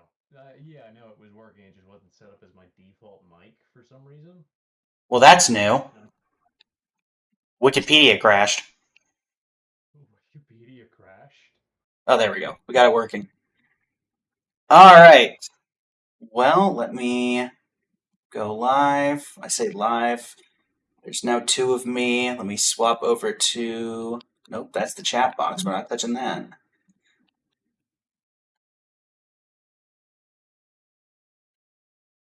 Just some Magic the Gathering sets. There we go. All right. So, hello, everybody. It is I, Blaze of Blazing Flame Studio, and I am joined by Boomstick. Proud to be here. Thank you for having me. It's great to be here, as Wheeler would once say. That being said, we are going to be ranking every single Magic the Gathering set. Obviously, some sets are not part of this. This was last updated on 2023, apparently, so it was the everything up from Alpha to Wilds of Eldraine for some reason. And we'll fill in the ones that are not here as they come along, but hopefully for the majority of it. Wilds of Eldraine, while fairly far back, is not nearly as far back as it could have been. So, are you ready, Boomstick? I will also have Scryfall up to pull up the card lists for any particular things that we need, assistance on, which I've been playing since Amonkhet. You've been playing since a little later than that, so a lot of these earlier sets we're not going to know. I have been playing since Vow, which is not very far back. True. Also, I should duplicate this tab so we each have separate ones. There we go. All right. With that being stated, we have the Wikipedia page. Let me have Scryfall up. And then we should be good to go. Give me un momento, por favor. No worries.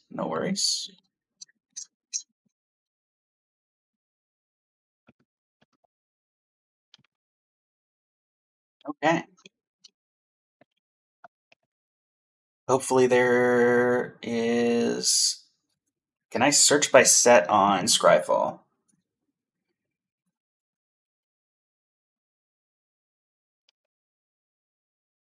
Let's see. I type Ether Revolt.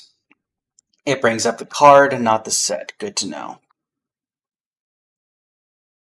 Did you do set colon? Do you think I use Scryfall syntax very often? I use it all the time. I don't. I did. Oracle text is an amazing ability. Okay, I have a better idea. Control F. You put a space bar. Okay, that'll work out even better. Control F, which allows you to search within the page. Just didn't feel like doing it I the don't need old to learn fashioned way. graphical syntax. I know other ways of getting things It's done. not that difficult, man. It's just like parentheses, colon. It's not that difficult. True, true. All right. I guess we'll just go from the list that it's presented to us, and that's not necessarily in order. I think it's alphabetically ordered, so that'll be fun. Uh, Gosh, hang on. My setup is messing with me once again. Hello to Boomstick's chat as well, if you are I live. am not even streaming. Got it. I got an ad.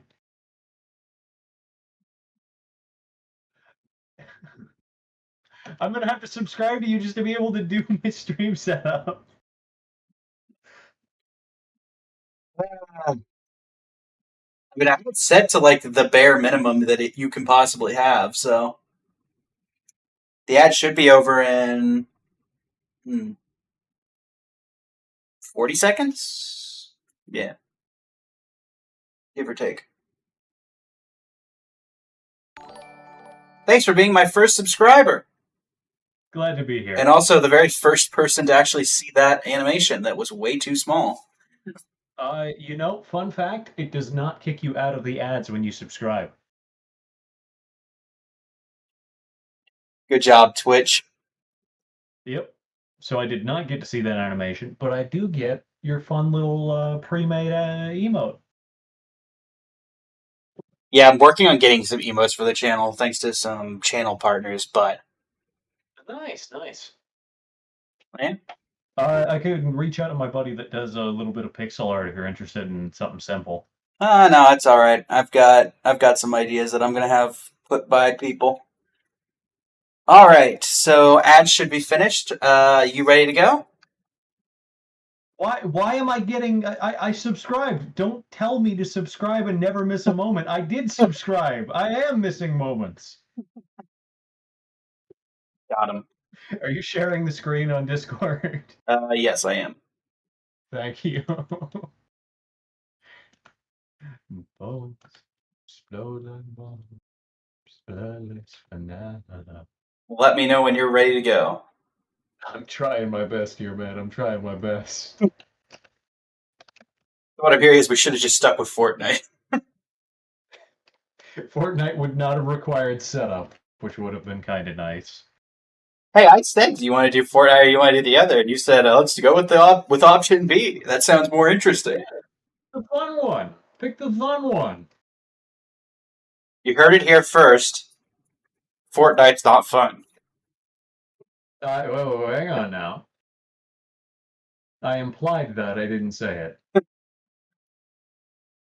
Scaling at no crop. Clearly, you should only play fun games, which leads us to today's sponsor, Raid Shadow. Don't. It's like saying Beetlejuice 3 times. Uh,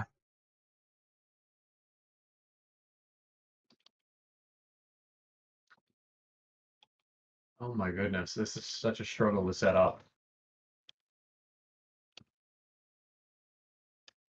I'm trying, everybody. There we go. I think I got it. I think we're good. Did you let your community know that you're live? And by your live, I mean I'm live, that you're joining me? Not yet. Can you pull up the tier list so I can see what that looks like on my end? Yep, pulled it up.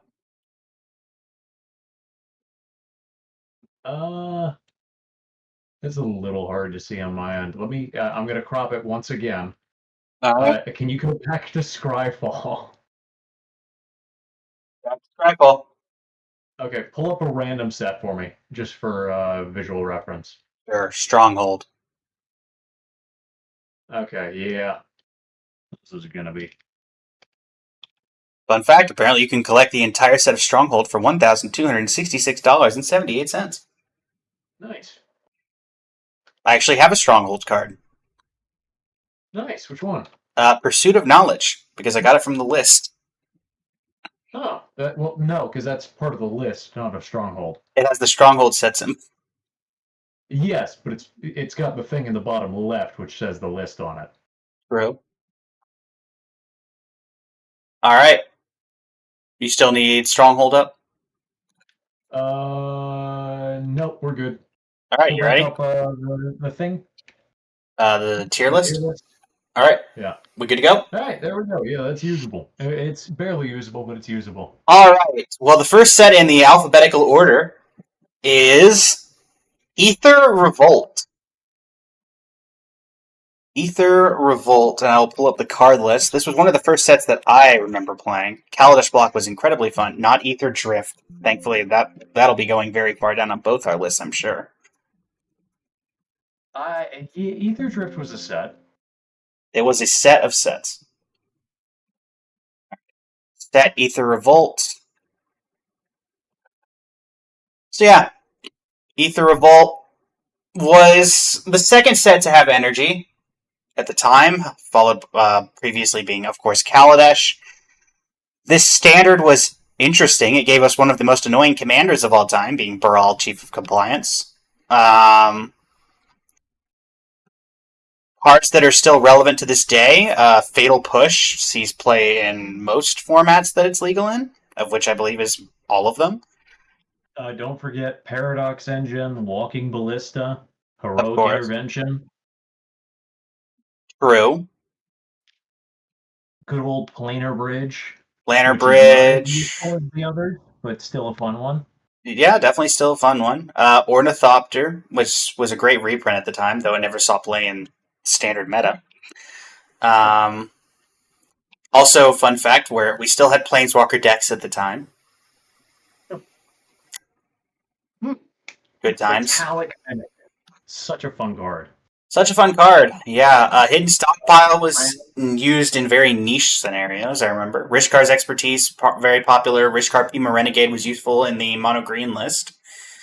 Greenbelt Rampager it spiked for some reason recently, like a couple of 3-4 months ago for some card that came out, but then immediately went back down. But I mean, of this set, the only card I would say that is still completely and totally relevant across multiple platforms is probably SRAM. Is still very much used. Ballista. Paradox Engine, I don't think is very used because it's banned everywhere now. Is it banned everywhere now? It's banned in a lot of places. I mean, if it's only banned in Commander, that also tells you that it doesn't really see play in many formats beside Commander, where it got banned. I could remember there was like some modern usage of it, wasn't there? Maybe, but if there is, it's not really usable anymore. Fair. I guess modern has been kind of crept out. So I guess just Walking Ballista then. Scrap Trawler is used in a bunch of combos.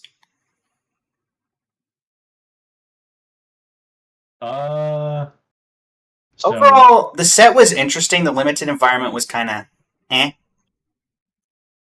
I'm a sucker for vehicles. I think the vehicles were kind of weak in here, other than what was it? The helicopter. The helicopter, of course, was Smuggler's Copter. Yeah, I believe that was Kaladesh block, was it not? Was it Kaladesh? I mean, Heart of Kirin was from this set. One that you could crew with Planeswalkers. But yeah, right. That was Kaladesh. Kind of just Peace Walker Colossus then that is notable here. Oh no, I think Heart of Kirin was much more popular than. Yeah, but that was more Planeswalkers. I meant just as a vehicle commander or vehicle playable card. Actually, you would still be largely incorrect because Aethersphere Harvester saw play in competitive red decks. Really? It did indeed. I mean, it was a crew 1. It was a 3/5, and it also gave you the ability to play to have lifelink. And so this could be crewed with Bomat Courier. It doesn't agree with my personal bias, so I'm going to ignore all of the information you provided. I see. All right, so where are you putting Ether Revolt? I think this is a solid low A, high B. What are you feeling? I'm probably going to put, honestly, kind of mid. Is this going to be our B wall? It could be the B wall. We have both put Ether Revolt at B, it seems. Oh, I should also have this open, shouldn't I? Potentially. Could you send me the link real quick? Sure. Chad is a professional streamer. One of us has been doing this for much longer than the other, and fun fact, that's not me. No, it's only been 9 years. Don't worry about it. It's only been like nearly half my life. Alright, I have sent you the tier maker. Thank you. And not to worry, I have it up on both of our ends for the communities at home who are watching. Also, hello, Nekomiko from the TikTok chat. How are you doing today? Hey, we love TikTok chat. Welcome in. I'm the only one who uses TikTok chat. I have a TikTok. I just don't use it. Editing videos is hard. Alright, Editing let's videos see. is really hard. Make sure we have Streamlabs up. Alright, cool. Next one on the tier list is Alara Reborn. I definitely did not play this, though I believe I once did a Chaos Draft where I had a pack of Alara Reborn. So, there's that, I guess. I like to sort by price in USD to see. Oh, it's this set. I remember one thing from Alara Reborn, and that is the Slave of Bolus. Is that the name of the card? A well-known commander card, beloved amongst players. Send triplets. Good card. Also, looking at this, other notable cards in other formats, Meddling Mage was popular for quite some time. Let's see, what else did we have here? We had the Mind Funeral, Time Sieve, which is still used for many combos. Time Sieve is a fun one. I will say that. I actually have a copy of that. Yet to find a use for it, but I do have a copy. Terminate. This is a fun one. Terminate. Bloodbraid Elf. This was where Cascade was a thing. Let's the see. one that had some of those wild Cascade cards that kind of broke. Oh, Terminate was in this set. Was this the first appearance of Terminate? No, Thundershift was. Yeah. This is our first version of this art of Terminate. Maelstrom Pulse was here. Lord of Extinction. Good old Violent Outburst. Obviously, Send Triplets, very much a fan of. Karthus, Tyrant of Jund. Let me try sorting by rarity. That might be the way to do it with these sets. Oh, Maelstrom Nexus, of course. Yep. It's interesting to see some of these, though, because, like, Sphinx of the Steel Wind is not a really good card anymore, but it's fun to see the change in design over time. Yeah, also, there were only 145 cards in this set, and you could only basically play tricolor. Yeah. Which is relevant. Yeah. I don't believe there was a ton of fixing for this. In fact, looking at it, there was not a single land in this set. Was there only one? There was not a single land in this set. What? So There's no way. Well, I'm looking at it, and I'm looking at all 145 cards in the set, and it says there's no lands. There is not a single land. Yep. And so that must have made the limited environment really bad for tricolor. However, I am now noticing there is a card called Sages of the Anima that says, if you would draw a card, instead reveal the top 3 cards of your library, put all creatures revealed this way into your hand, and the rest in the bottom of your library in any order. Surprised that doesn't see more play than it does. I wish it was in blue-black, because I would run that. Oh, it's an elf, that's why. Huh. Yeah. Actually, I think the reason why people don't run that is that there's a green-black version that is just better in Commander. Oh, Underrealm Lich? Yeah. True, but that goes to the graveyard, not to. Or Which, I mean, if you're playing black, isn't that much of an issue. true, but I feel like you only get to pick one card from the Underrealm Lich, and yes, it's guaranteed you get one every time. But if you're in a very creature-heavy deck, I feel like that one would be better as a overall. Yeah. It Um, definitely forces you to play differently, and I'd love to build a deck around it if it were maybe legendary. yeah. That being Overall, said, though, not a big fan of that set. It's got some fairly notable 3-color cards, but nothing that has really outside of like Time Sieve, nothing that really has a lasting impact. yeah. So where are you putting Alara Reborn? I think this is going to be probably a D tier, honestly. Yeah, I was kind of going in that same kind of vibe. Me thinking of trying to play this limited environment, I feel like you'd have to get very lucky. Yeah, I'm definitely going to try to pick up a copy of Lich Lord, though. That's a fun card. All right, next up is Alliances from 1996. We got the old card frame. We got the old. How many cards are in this set? 199. Let's see what kind of. Okay, Most expensive cards here. Light of Dread, Force of Will, Arcane Twilight Denial. Adventures. This is a set, man. This is a wild set. This is one that I've looked at quite a lot, but have never really experienced. Can't really rank this off of its limited playability because obviously there wasn't any. Yeah. I mean, Elvish Spirit Guide came from this set. I think for this set, it is very much a nostalgia-heavy set. Very much so. Because there again is not really that many cards that see play still outside of maybe Force of Will. Yeah, because I don't think anybody really runs Lake of the Dead, or at least that I've seen. And it's a reserve list card, so it never will get reprinted. Yeah. What else here? Well, the hippo is in this set, which is fun. Eldergriff, yeah.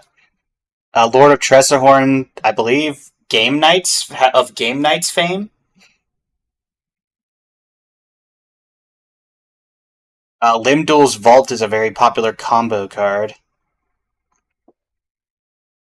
But yeah, I mean, overall, not a particularly. Lord of Tressorhorn was one I thought about making a deck around a while back. Yeah. Because I like the target opponent draws 2 cards. And I mean, a 10-4 for 4 is such an interesting idea. I still have to. I think I may have to put this. Originally, I was thinking a D, but I may have to put it up to a C. This was where the greatest creature of all time, short of Colossal Dreadmaw, Stormcrow, came from. Is that the crow that copies itself? No, that's just the 2-mana 1/2 Stormcrow. Am I confusing it with the fucking Unfinity card? Oops, sorry, PG-13. Excuse you. Unfinity card. I believe you are. I believe you're thinking of Crowstorm. Yeah, there it is.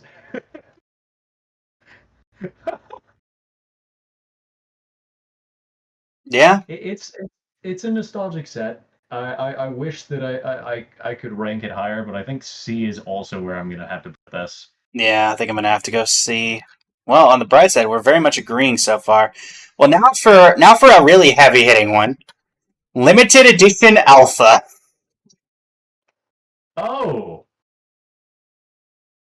Of the Power 9. limited edition Alpha.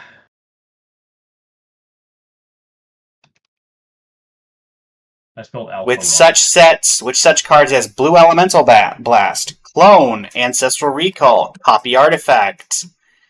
Don't forget Him. Sunglasses of Urza. True. Time Twister, Vesuvan Doppelganger, Animate Dead, The Moxen. Demonic Attorney, which is now banned because it was an anti-card. There were still anti-cards in the game. Why Anti existed during this era? Huh. Everyone's favorite demonic horse Nightmare back when it was still, somewhat remotely playable. Kinky Fairy card. Ah, yes, that one. We don't talk about that one, do we? Grizzly Bears was here. Hey, welcome into the chat. What's that? Olivia has joined the chat on my end. Interesting. I do not see that on my end. It's a lot of like really old cards that are very fun cards, and I mean a lot of this art is iconic, but there was a difference between limited edition alpha and alpha, right? Or am I tripping? I don't believe so. I think they were the same. Okay. Also, Soul Ring came from the set. Winter Orb, obviously the original duels. Yeah, no, this is a set that is going to be very hard to rate because it's alpha. Yeah. I mean, where do you put the first cards ever printed? This was back before they even had their setup with the way packs are meant to be laid out. Yep. Also, fun fact: Chaos Orb was from this set. Yeah. Wow. And Llanowar Elves. Ancestral Recall. Armageddon. Birds of Paradise. Rawworm, the original Colossal Dreadmaw. Olivia, I play a whole bunch of different games. I play a lot of Payday 3 recently, and that's about it. But I try to. I forgot there are cards that are blocked on Scryfall on here. But I try to play a little bit of everything. If somebody recommends a game, I'm very at. Howling Mine. I think we are almost forced to put Alpha into an S tier, right? I mean, are you going to put Alpha as an S tier? Lord of Atlantis, Mana Barbs, Mana Vault. It's just such an interesting set. Rock Hydra, Shivan Dragon, Stasis. Are you putting it as S tier?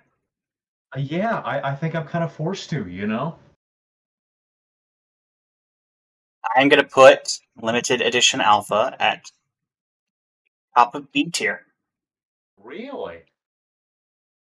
It's a lot of popular cards, but if you look at their current playability, yes, you have cards like Llanowar Elves and things, but like the flag posts of the set are the lands, which you don't really need. Even anybody will tell you that you can get a shock for $20 over a dual land that's effectively the same thing. Or the Power 9, which are banned in everywhere except Vintage and Legacy. And Canadian Highlander, thank you. True. And even in Vintage and Legacy, I think they're restricted. It costs points. Alright. And I will take all the hatred for that one. Because I'm sure someone will disagree with that very much so. Next up is Antiquities, which I remember exactly what's in Antiquities. Because that is where Tron came from. What do you mean? That is where the Tron lands came from. Urza's Mine, Urza's Tower, and Urza's Power Plant were from Antiquities. Is that what we're calling them? Tron lands? Have you never heard that before? No, I've always heard them referred to as Urza lands. No, since that deck became a thing, it's been called Tron, and so they're called Tron lands. That's been since the inception.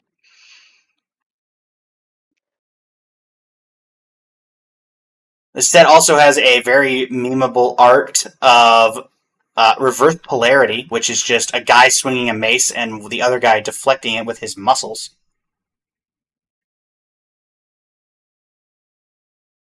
Huh.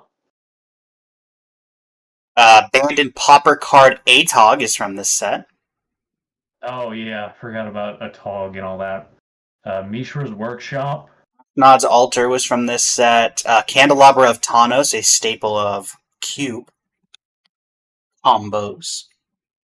I don't stream daily, and I currently do not have a schedule, despite some recommendations from other people. I probably do need to get one, but have not set one up yet.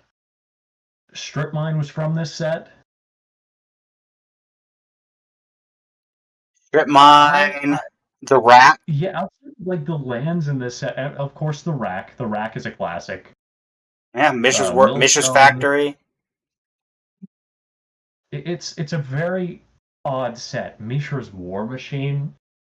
This is a set with banding. Weak Stone. And yeah, the Urza lands. So this set is most popularly known for the Urza lands. Yeah. You don't think people recognize it for a Tog? I mean, the Tog was banned, so to an extent, I suppose. Yeah, Tog's banned in Pauper. What? Why is a Tog banned in Pauper? It's incredibly powerful in Pauper. Are you serious? Yes.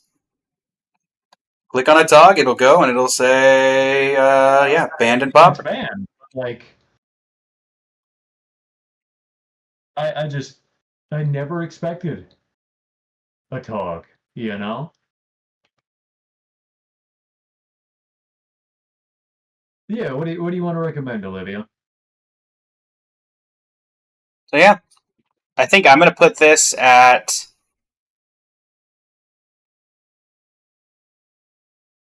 Honestly, I think I'm putting it C tier. C tier? I don't know, man, because I feel like outside of the Urza lands, which I love the Urza lands, but I'm looking at it from an extent of how much that set has shaped the multiple formats.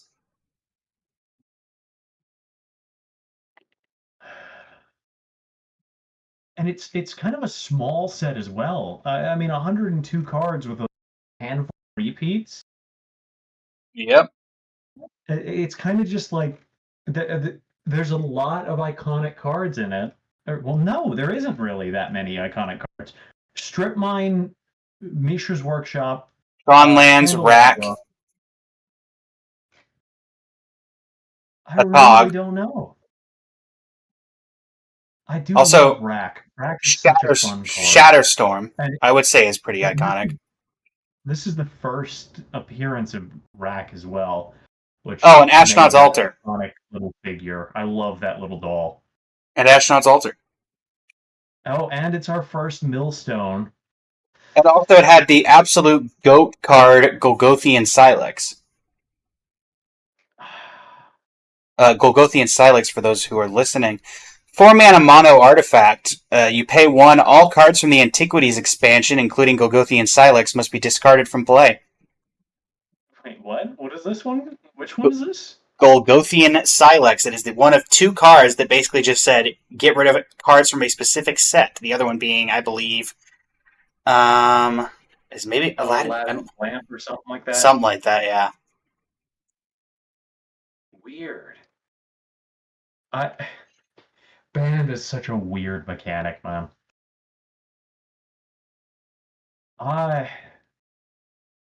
do like a lot of these cards. I'm really torn here. Detonate's a goofy card.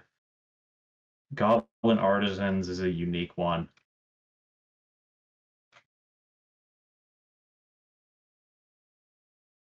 Ivory Tower was pretty iconic way back when.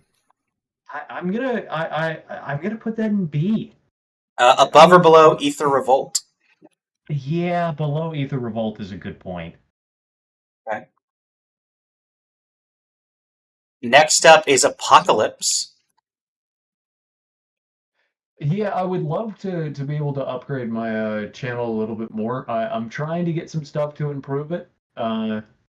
It's just it's an investment that I have not found the time or resources to invest in. I'm gonna bring. You're really making a good argument here. I know you're for the next set, and I could see that on your screen. Uh-huh. I don't want to put it above Revolt, but I mean I like vehicles as a mechanic more than I like Urza's as a mechanic. Okay, so we're gonna put Revolt over it. Oh, I thank you for the offer, Olivia, but I'm not really interested in picking up any artists at this time. I have some artists that I work with consistently, and I'm really not looking to work with any other artists at this time. Thank you, though. All right. So you're putting Ether Revolt below Antiquities or above Antiquities? I'm going to do something worse. I'm going to keep Antiquities under Revolt and then come back. Okay. Apocalypse is a weird set. Most Thank you for expensive stopping card, by. Apocalypse, is you can get the entire set for $155. So that should tell you how much this set is used. That being said, there are some cards that are still very much playable in Commander. We have the Llanowar Waste, Shivan Reef, the original versions of these lands. Phyrexian Arena, a very popular, though not used nearly as much anymore, card. Pernicious Deed saw play for some time, but not really much anymore. And, I mean, yeah, that's kind of all the notable cards from this set. Desolation Angel, I've played before because it was kicker white white, destroy all lands. I mean, there's some really good cards here. I love the Painlands. Vindicate is a fun card and a staple in Commander. Fire Ice is a very popular, was a random kind of good card. Mystic Snake. Spiritmonger is one that's seen some reprints, and it's not really that great of a card, but it is. Uh, I don't know. I don't know. Chromat is another fun card. Oh, and is this our first time seeing the two spell cards, like the ones that are sideways? One of them, I think. Okay. Squee. Oh, this was where the story of Squee was. Yeah. Um, Nothing really standing out though in this set. Yeah. Phyrexian Rager existed in this set. Honestly, not a ton coming out of this set. I mean, if you're going off of playability, Goblin Ringleader was okay. We had Had some Flag Bearers in merfolk, this but none set. of the merfolk that really are iconic. Yeah. I mean, in terms of popular cards, you've got Phyrexian Arena is probably the most popular to this day, and then I guess you could count the lands, but Yeah. So it's Vindicate. kind of just Phyrexian Arena, Vindicate, and then the Painlands, and Chromat if you're a big classic person. Yeah, where are you putting it?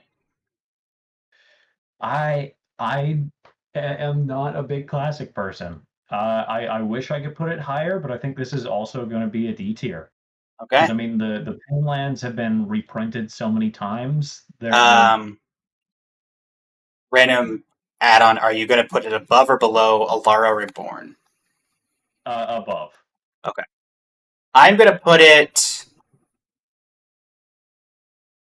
I'm going to put it in top bottom of C, and I think it'll stay in bottom of C. I don't want to put it in D because, and quite honestly, only because A, to this day, those lands are very popular budget options for people trying to play Commander and for those who need them. And also, Phyrexian Arena is still a very popular Commander card for just being able to get some extra card draw in. Yeah, and it is still played in standard occasionally, but I mean it's a lot of stuff that is kind of old. Well, you make a good point about the what was in alliances. Let me double check here. Hang on. I'm going to set up our next set as we're going, as you're doing that. Our next set is Arabian Nights. I guess it is at least worth putting up there with alliances because it had about the same amount of iconic cards. Granted, not as powerful as some of C. these or as fun. So we're going I bottom just of need to C. drag that off the screen. You going to go with bottom of C then? Yeah, bottom of C. I'm going to agree All with right. you as well here. And our All next right. set is Arabian Nights. That's Arabian Nights? I believe so. It's the only other A set I can think of that could be. I can't really see it. I think it has to be because it's the only other A set. Arabian Nights. Yeah. The file is labeled as Arabian Nights. Okay, for pure potential of looking at these cards, there's so many of these that I really love. There is Charizard, which while I'll never own, that is the card that lets you do a sub-game of Magic. Also, Aladdin's Lamp was not it. It was City in a Bottle. City in a Bottle was the one that all cards from Arabian Nights must be discarded from play except for City in a Bottle. Probably doesn't work too well in Limited. It's kind of funny because you couldn't play lands from Arabian Nights. Oh, yeah, that is how that works, isn't it? We had Old Man in the Sea was from this set. Library of Alexandria, City of Brass is a classic. Jazam Jin, Diamond Valley, City of Brass, yeah. But I mean, Elephant Graveyard. overall, it's probably the most iconic old set. I don't know about that. One of the most. I mean, That's right. Oubliette was from this set. one of the most powerful cards at this time. Yeah. Oh, also, Dan Dan. This was Dan Dan's set, Oh, that's right. That's which right. spawned the popular format Dan Dan. Dan. Yeah. Uh, Forgetful Fish. Who doesn't love Forgetful Fish? Umbar's Witches was from this set. Another very memeable card. That's honestly a card that I've been wanting to make a deck around. Yeah. I Eye for an mean, but, Eye. like, Aladdin's Ring is another memeable card from this set. Yeah, Because and then outside of Brass, this set is really just famous for being old and outdated. yeah. Also, Oubliette, to this day, one of the very few ways you can permanently, quote-unquote, get rid of a commander. Sorcerer's Queen was a card that had some beauty. There's a lot of fun art in this set. I will say that. Also, I was curious what that said, because their Desert Twister is 6 mana, destroy any card in play. I was curious what that'd been eroded to. Apparently, it's just now destroy target permanent. Is it actually? It is. Well, yeah, it's destroy any card. I didn't know if it was going to include some random thing that you couldn't destroy. I think overall this is going to be a fairly low one. I think this is also going to be D tier. Getting ads on my own setup. Nice. No, thank you, Best Buy. I have I have an ad for another 10 or so seconds. You're good. I have not been watching my ads. Let's let this finish up, and then we'll add these to the thing. Welcome back, everybody. All right, and so you're putting it at D tier, above or below Alara Reborn. This is at the bottom of the pack, unfortunately. All right, I'm going to put it in. I think I'm going to put it bottom of C tier, but above Apocalypse, only because it holds the record for a literal one card making an entire fan format, being Dan Dan. Yeah. But I mean, it's again another card that's only famous because it's not good. I mean, true, but also I personally have great preference, and I greatly enjoy Charizard, even though I cannot play it. I love that it's just a card that says, hey, guess what? Play a sub-game. Start over, try again. Alright, so next up is honestly probably gonna be my highest one so far, which will be Avacyn Restored. Yeah. I'm a big fan of Avacyn. Angel of Hope. Oh, this was the set with Miracle. Yeah. Bonfire, Entreat the Angels, I think. Blood, Grizzlebrand, Craterhoof Behemoth. Also relevant. This would be the first set we were the first kind of main area from your favorite plane. Because this is Favorite Innistrad. plane? Is Innistrad not your favorite plane? Favorite plane? That's fair to say. Yeah, you know. But yeah, Champion of Lambholt is still popular to this day. Conjurer's Closet, Cathar's Crusade, Tamia the Moonsage, Temporal Mastery, Gristlebrand, Avacyn, Exquisite Blood, Cavern of Souls, Creator of Behemoth. All very popular to this day. All see play in Commander, maybe not Tamio as much anymore, but still. Gristlebrand would see play if he wasn't banned. He should kind of stay banned for a while. Exquisite Blood is a combo piece. Other It's arguably the combo piece. Other arguably relevant ones, and not even arguably, Blood Artist, Gisela is a very popular aggro commander. Killing Wave, a fun one for me. Terminus, I believe, still sees play in Modern. For me, Zealous Conscripts, Dark Imposter is in this set. Also, the meme, the myth, the legend, Tybalt the Fiendblood was from this set. Oh boy. Dual casting. How could we forget dual casting? I don't even know what that is. I'm assuming it's some sort of dual caster mage. Enchant target creature. Enchant creature has pay red, tap, copy target instant or sorcery. You can choose new targets. Interesting. And also Bruna, which I love Bruna. Yeah. Vanishing Stroke. Vessel of Endless Rest was very much a card that saw Commander play before it was power crept. Yeah.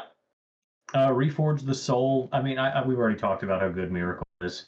Yeah. It needs no introduction. This is a very solid set. I mean, the top 4 cards alone of Cavern of Souls, Angel of Hope, Exquisite Blood, Crater Hoof Behemoth. Also, this set had one of the first cards I ever wanted to get in foil, which was Emancipation Angel. Which one was that? Emancipation Angel? Yes. With a lovely art by Scott Cho. It looked really good in foiling because of the sky background.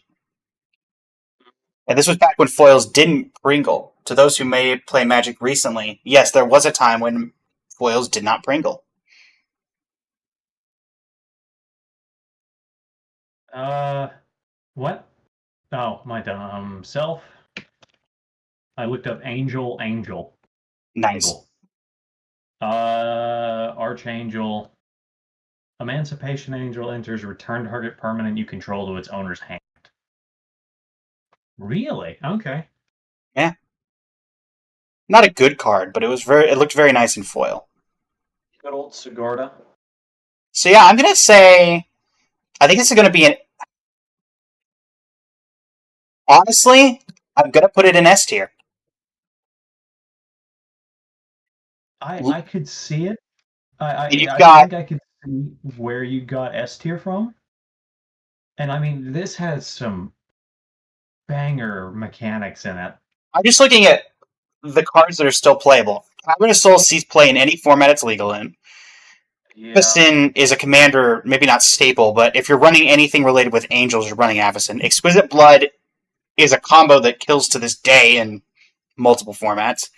Crater Hoof Behemoth sees fringe play in Standard right now and is a staple of green decks in Commander. Conjurer's Closet was in this set as well. Yeah, Conjurer's Closet still sees fringe play. Cathar's Crusade is a combo piece by simply just existing. Also, Primal Surge, not very popular, but it is a very fun card of exile the top card if it's a permanent, put it on the battlefield, and then repeat the process until you don't. Yeah. So if you literally have that and nothing else but permanents in your deck, that literally just chains off infinitely. And then Temporal Mastery, Terminus, both very popular. So yeah, I think I'm going to put it in S tier and be pretty happy with that. I think I'm going to agree with you. I think that's an easy S tier, and I'm going to actually put it above Alpha. All right. Next up, probably the first set that we both played, Commander Legends Battle for Baldur's Gate. I believe this would be the first set that both you and I did play. Not Alchemy Horizons Baldur's Gate, thank you. Commander Legends, This set yeah. was a very, very weird set. Yeah. And I can't really sort by price with this set because Because of this all the had some different options versions. that were really expensive. Looking at this set, Yeah. Jeska's Will. The most expensive cards are the dragons in various versions. And then, of course, Displacer Kitten, but you don't really see Displacer Kitten that much. I mean, Displacer Kitten was a really fun card, and it's one that I wanted to use but could never afford. Black Market Connections. Black Market Connections is very popular. Descent to Avernus, kind of. Mother of Runes was an uncommon in this set, apparently. And this also gave us of the Commander lands. Yeah, Minsk and Boo, Timeless Heroes, and Tasha the Witch Queen. Honestly, just looking at this set, I think I'm going to have to put it... War Room. I'm going to put it at top of B tier. Honestly. Actually, you know what? No. Set, though, is you need to keep in mind the Commander Legends name was attached to it. I'm going to put it at middle of C tier, below Antiquities. This set, in terms of cards that are staples, honestly, it's Jeska's Will. Okay. And that's kind of it. I mean, yes, the dragons are popular, but they're not include like a staple of the Magic format as a whole. If you're playing dragons, you have them, but otherwise, that's about it. Displacer Kitten really doesn't see a ton of play from what I've seen, at least not in Commander and stuff like that. And I mean, Black Market Connections is nice, obviously, but even then, I don't see all black decks running it. Also, that person followed, and I got no notification. Why is my alert Nice. not working here?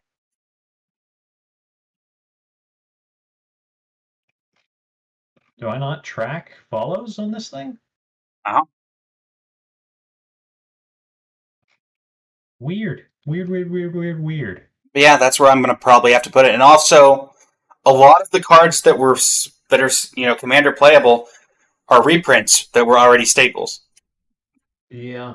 For me, it's Jeska's Will and Black Market Connections are really the standouts. You could argue the lands, but I'm pretty sure they came from Battle Bond originally. Myriad is a great mechanic, but it doesn't see play that often. Yeah. Unless you were going for a copy deck, which even then, if you're playing a copy deck, you're probably running red over white. Yep. Red or blue. Yeah.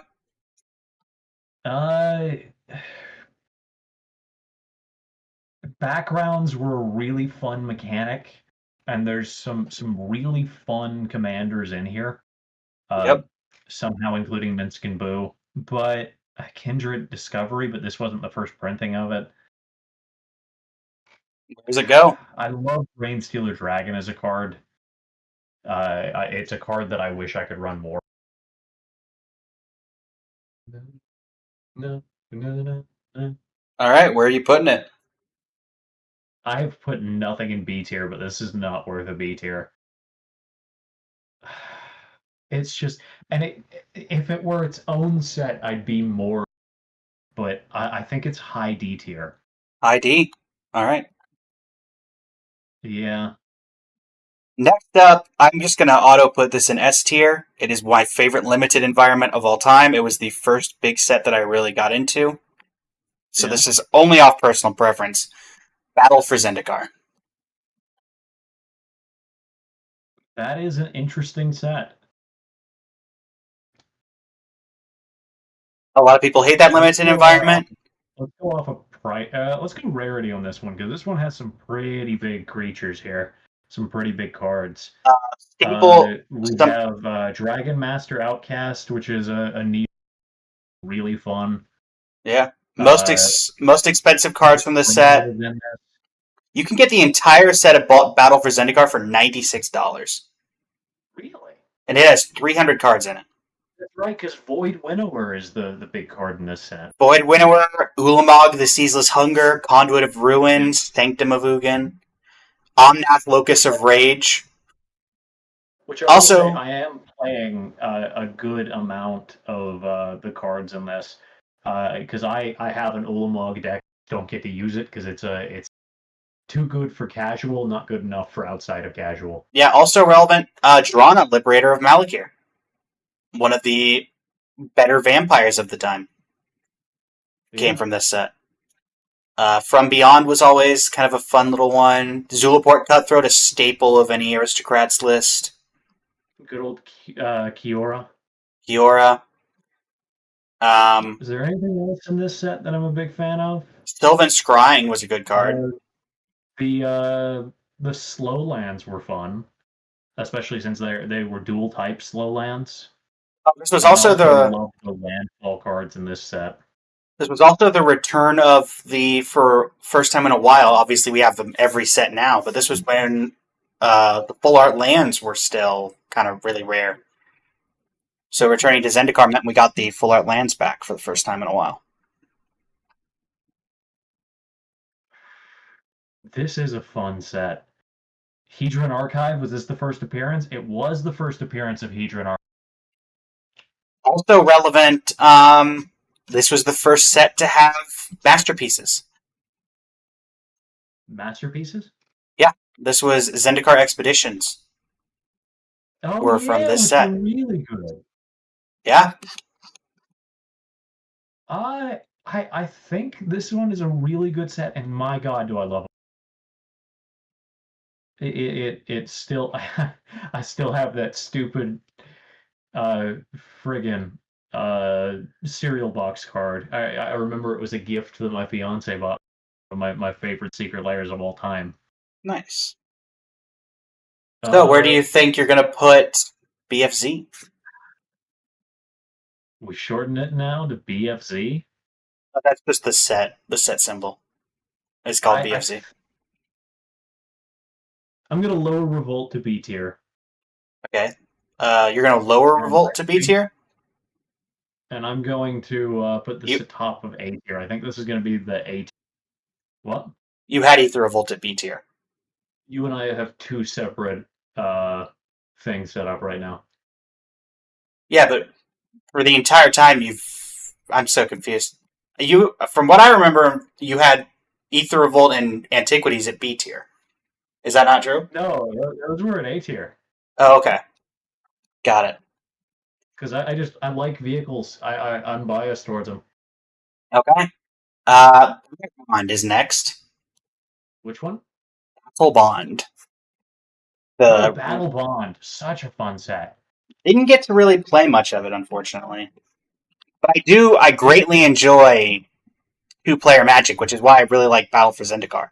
Because that was geared toward, because that had the support mechanic, which was the one where you could put counters on others' creatures. This is easily one of my favorite sets of all time. Partner is such a goofy yet amazing mechanic.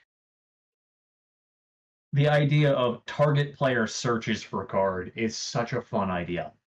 Yeah. What else was there outside of Partner, though? Doubling Season, Land Tax, Archfiend of Despair, Mycosynth this one also had the rate. I'm gonna put this personally in A tier, not in S, because a lot of the most popular cards are just reprints from other sets. Really? Which ones? Doubling Season, Land Tax, Mycosynth Lattice, Diabolic Intent, Najila, Vigor, Archfiend of Despair, Seedborn Muse, Nirkana Revenant. I can continue. Those are all reprints. This is such a fun set, and it created Two-Headed Giant as well. It didn't create Two-Headed Giant. Actually, Battle for Zendikar was the main thing that created Two-Headed Giant. Is it actually? They brought back Two-Headed Giant with this set. They tried to really send it back out. I'm going to set this below Zendikar, above Antiquities. I'm going to just I'm changing my whole setup here. I'm not going to tell it to you because you're going to be like yourself, so ignore me. So where do I put Battle Bond, though? That's up to you, man. No, where do you put Battle Bond? So I can put it on your tier list. I put Battle Bond A tier. A tier below BFZ? Yeah, that's what I did. Okay. Next up, Betrayers of Kamigawa. I believe this is where Umezawa's Jite came from. This was the last set of the original Kamigawa block, right? I believe so. Most 2000. expensive card from this set. Oh, sorry, this is not. Oh yeah, Jite is from this set. Sickening Shoal, Mirror Gallery, Higure. Mirror Gallery is a classic. The weapon that has weird mechanics. Umezawa's The Jite. equipment that has weird mechanics. Yeah, Umezawa's Jite. Mm-hmm. This was one of the sets where we saw ninjutsu for the first time. This is also where we saw a card that is Bandy Commander, but is very funny. Sway of the Stars. Which one? Oh no, this is Legal in Commander. My bad. Yes, it's a game changer. Each player shuffles his or her hand, graveyard, and permanents he or she owns into his or her library, then draws 7 cards. Each player's life total becomes 7. Ink Eyes was in this set, which is a fantastic card. Goryo's Vengeance.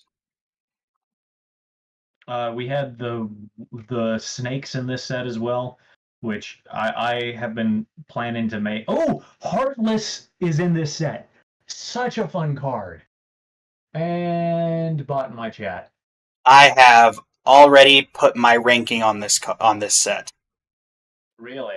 I have put it at D tier, almost midway through the bottom.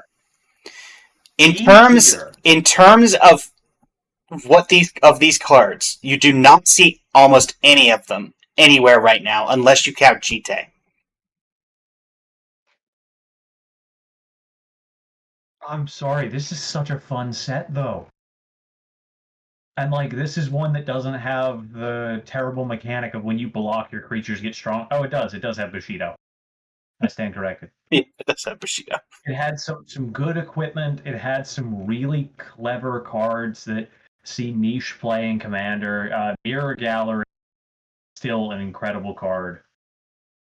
Yeah. Where are you putting this set? Throat Slitter was in this set. Enchantland, that's such a fun card.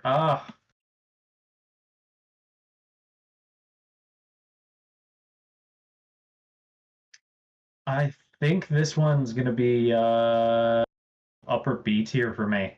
Okay. Probably it's Above or below Etherable? above. Okay. Are you trying to track mine as well? Yeah, I am. You don't need to, man. I have mine on my end. I'm tracking it so people can see both yours and mine when we're doing the ranking on my stream. Gotcha. Yeah. Next up is we're moving over to Theros for the first time. Born of the Gods. Good set. I think this is where were there any actual gods in Born of the Gods? Yeah, there was. They had the Minotaur one. The Minotaur. Yeah. Not that the gods have any. Xenagos. Yeah. Okay, so cards from this set that still see play. We have, obviously there is Karametra, who's fringe but still sees play. Xenagos is a fan favorite. Courser of Krufix, obviously. Fiora is a fun set, as a fun card, but Ringleaf Drum. Oh, Astral Cornucopia. Yeah, that's not play for Kiora's Follower. The Temples. Bestow was a mechanic in this. Springleaf Drum is still played, barely, but played. Yeah. Kiora's Follower is a fun card that still sees play. This had Searing Blood. The Temples are always staples. They're not expensive ones, but they exist. This was a. For me,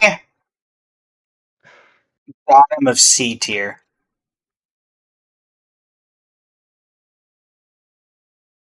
This is a really fun set, and I wish I could put it higher. But I mean, it's just outside of Kiora and the gods, which were really fun. I can't really recommend this set as much as I'd like to. Yeah. So where are you putting it? Enchantment creatures were nice. So nothing else in this set that really stood out? Yeah. Dang. I still buy packs of this, is the worst part. I think they're fairly cheap, which is why. Yeah.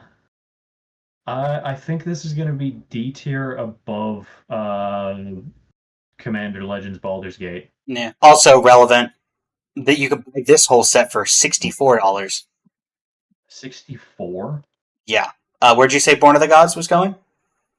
Hang on, let me share my screen so you can see what it looks like on my end here. I'll make the modifications as necessary.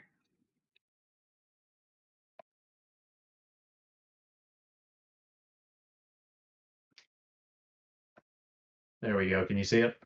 Let me change stream.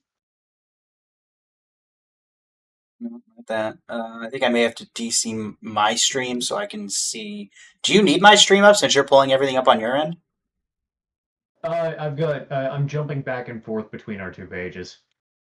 Let me disconnect so I can see your stream real I quick. was able to see yours. Okay, yeah, yours and mine are very different on what I had.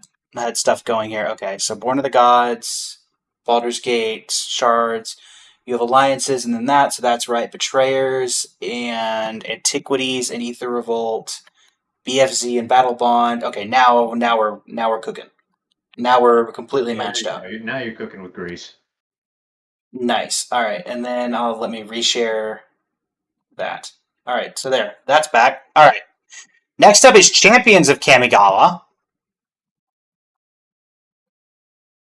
Oh, hang on now. Don't want to leak the DMs. Give me a second to fix my stream setup here. Yeah, you're fine, no worries. I will pull up Champions of Kamigawa in the meantime. There we go. Champions of Kamigawa. Also part of Kamigawa block. Bring back blocks. The most expensive card from this set is Minamo at Water's Edge and Sensei's Divining Top. It makes sense why those are there. This is Maronar is in this set. Zozu, the Punisher, is in this set. Zusa, Lost but Seeking. We've got some fun creatures in here. Hall the Bandit Lord, Gifts Ungiven. In terms of usable cards right now, is a fun card. Yeah, in terms of usable cards from this set that still see play, you've got Azusa probably way up there.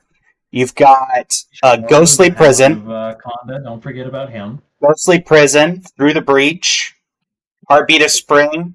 The Hondens, the Shrines, were from this set. Yeah. Godo Bandit Warlord is a fun one. Yeah. Kodama's Reach was from this set. Yeah, I think for this one, when we're ranking it, we have to remember that the Shrines were in this set. Yeah, they're a staple of Shrine decks. Yeah. Tribe Elder is in this set. Yeah, Steve. Steve, that's right. I love Nezumi Grave Robber. Nezumi Grave Robber is one of my guilty pleasure cards. It's hard to get it to work, but when it does, it's so satisfying. Yeah, I'm going top of A, personally. Over Battle Bond. Murder of Truth, Infinite Rage. This is a solid set with some really fun cards in it. I'm going to agree with you on top of A. All right. It's been a while, but now we're going to go into an old set. Our friends over at Cold Snap. Cold Snap. I Cold don't know Snap. anything about Cold Snap off the top of my head. Cold Snap's most expensive card is 2006. Soul Spike, Thrumming Stone, Braid of Fire, and Arkham Dagson. Thrumming Stone and Braid of Fire are the only ones that I really remember. Also, Mishra's Bauble. Oh, and Dark Depths. Yes, Dark Depths, obviously. Yeah, but Counterbalance is another one of my favorites. I love. I also will say I'm going to rank this slightly higher. I'm going to rank it as probably bottom of A tier because there is a, just like the Hondens, there is a staple that came from this set. Snowlands. Soul, the Plague Queen. Snowlands were from this set for the first time. Yeah. And the Snow Dual Lands. Oh, Cold Steel Heart, Zur the Enchanter. Mishra's There's Bauble. Yeah. Jester Scepter. Yeah. Phyrexian Etchings. Cumulative upkeep was this set, which kind of because it wasn't really used well outside of Braid of Fire. And then Thrumming Stone is a staple of any of those like Templar Knight, Persistent Petitioners. Templar Knight is the first one that comes to your mind? Mostly because I saw a Commander at Home episode where the guy was running Thrumming Stone with Templar Knight, and so that's the first memory that comes to mind of Thrumming Stone because I saw it. I feel like any of the rat cards or Persistent Petitioners would have Templar Knight. Also, I want to point out Herald of Leshrac, flying an avatar with flying with cumulative upkeep, gain control of a land you don't control.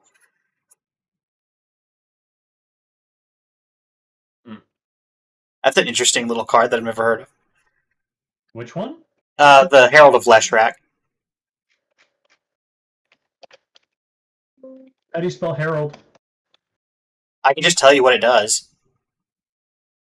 Oh yeah, I have your stream pulled up. What am I doing? Yeah, go ahead. Flying 2/4 for 7, cumulative upkeep, gain control of a land you don't control. Gets +1/+1 for each land you control but don't own. When it leaves play, each player gains control of each land he or she owns that you control. Weird. Very weird card, but funny. Yeah. Where are you putting Cold Snap? That is a grand question, and the question, isn't it? Cold Snap is such a weird set. I mean, like Wall of Shards. It's such a weird card. This is niche cards where it's a very set kind of. I don't know. I have a nostalgia for these sets that I never played of like the mid 2000s because they just were kind of throwing stuff at the wall to see what stuck. Yep. I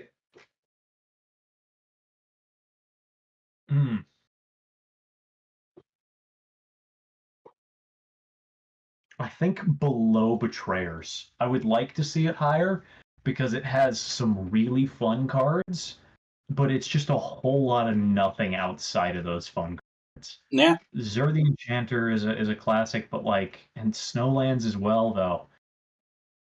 Next up is Base Commander Legends. And obviously the most expensive card from this set, Jeweled Lotus. Oh, I wonder what happened to Jewel Lotus. Yeah, I couldn't tell you. In terms of staples, I'm gonna just say them off the bat. Jessica's Will was in this set. Opposition Agent was in this set. Mana Drain was in this set, though it was a reprint. Sakashima of 1,000 Faces was in this set. Sigarda's Aid was a reprint. Apex Devastator was a meme. Command Beacon, 3 Visits getting a reprint in this set. Reshape the Earth, Chroma's Will. If you control your commander cards. Yep. The commander lands are in the set. We got some partner cards as well. I mean, I think it's Gotta go top of A tier for me at least. Only because a lot of them are reprints that are staples, but I mean Jessica's Will, Oppo. Is Oppo Agent banned? Oppo Hang Agent on is. now. No, it's not. It's a game changer though. Hang on now. Uh huh. Uh, it picked up a new audio device in Discord and freaked the hell out. Uh, Gotcha. this is. I mean, Commander Legends are meant to be reprint sets, and that's fine. Yeah. It's just I don't know because this is such a classic set because it had so many good reprints in it. And it also had broken cards like Jeweled Lotus. Yeah, I mean, I gotta go A tier. yeah. I mean, Top it's A. just this is sheerly because we are Commander players at the end of the day. As are most. Generous Gift, Thought Vessel, Soul Ring. Where'd you put this on your end? Top of A. Top of A, really? Uh, I'm gonna put this below Zendikar because Zendikar was the first appearance of the Eldrazi, right? No, Rise of the Eldrazi. Or Oh, the Eldrazi set has the Eldrazi. yeah. Does that That change makes your? sense. Above Does that change your Zendikar. ranking? Well, I mean, I want to rate it higher, but the original cards from this set, man, this is harder than I thought it would be. And I said 2 hours. 2 hours was my guess. Yeah. I'm going to go below Betrayers, and I'm probably going to regret that decision. Okay. Next up is Conflux. Conflux?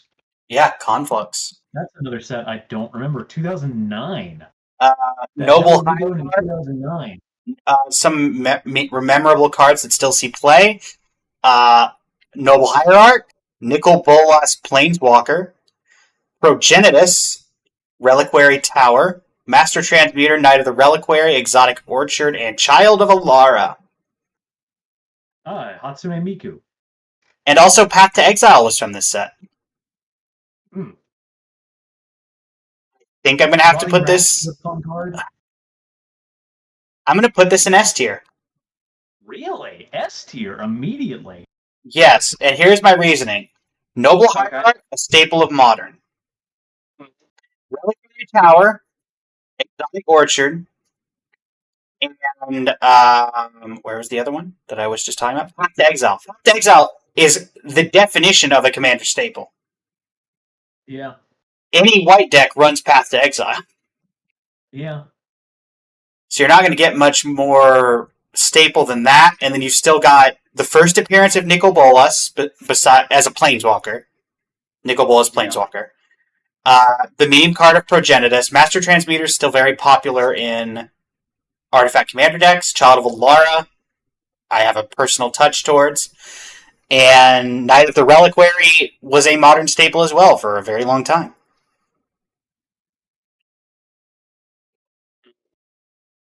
But I mean, honestly, the thing that's really carrying it is Path to Exile being the literal like it literally goes Soul Ring. Swords to Plowshares. I think Path is still more popular than Swords to Plowshares. This had some good healing cards in it.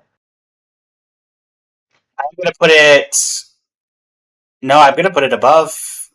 I mean, for Zendikar, I'm keeping it at top because it's my favorite set of all time. But like, it's gonna go above Avacyn Restored. Oof. Actually, you know what? I can't let favorites dictate. Conflux will be the top of S tier. I can definitely let favors dictate.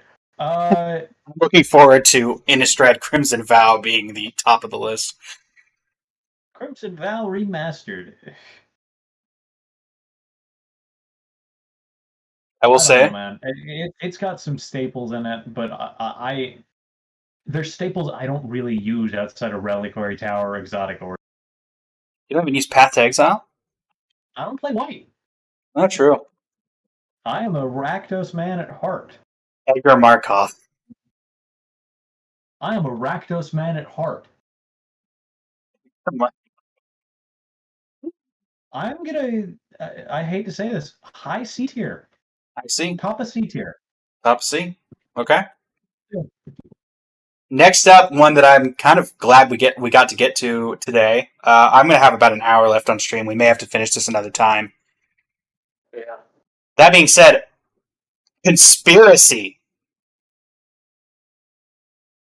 Conspiracy is a weird set. And let me just list some of these cards: Exploration, Altar of Dementia, Urge the Untouchable, Reflecting Pool, Silent Arbiter, Dak Faden, Vidalcan Ori, Pernicious Deed, Coercive Portal, Brago, King Eternal, Edric, Spymaster of Trest, Brainstorm, Marchesa the Black Rose, Swords to Plowshares, Council's Judgment, Weird set. Sakura Tribe Elder, and Victimize as well. Diabolic Tutor, Sangromancer, Queen Marchesa, Phyrexian Arena, Avatar of Woe, Ghostly Prison You. I mean, I feel like Platinum Angel, a reprint of Birds of Paradise, Horn of Greed, Show and Tell.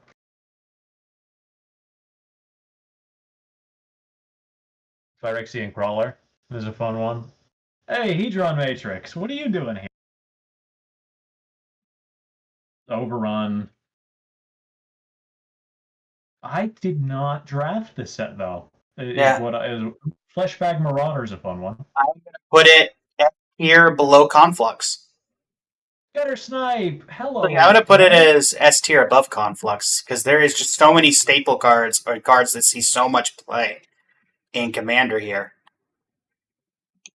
Altar, Exploration, Silent Arbiter, seems some fringe play. Vidalcan Ori was and still is a very powerful card. Mirari's Wake. Edric got banned, I think, Commander.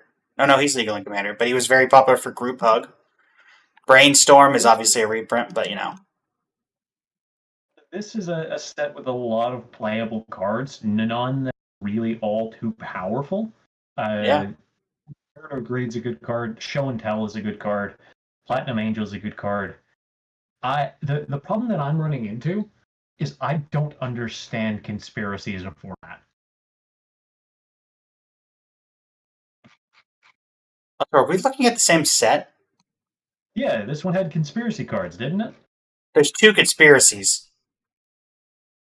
There's And only this, two? the one I'm looking. No, there's a Conspiracy the set and Conspiracy Take the Crown, Yeah, which what was I'm another saying set.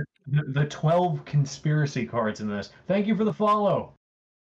I don't get conspiracy as a game. No, what I'm saying is, I think you and I are looking at different sets because Platinum Angel is not in Conspiracy. It's in. I think it's in Conspiracy Take the Crown.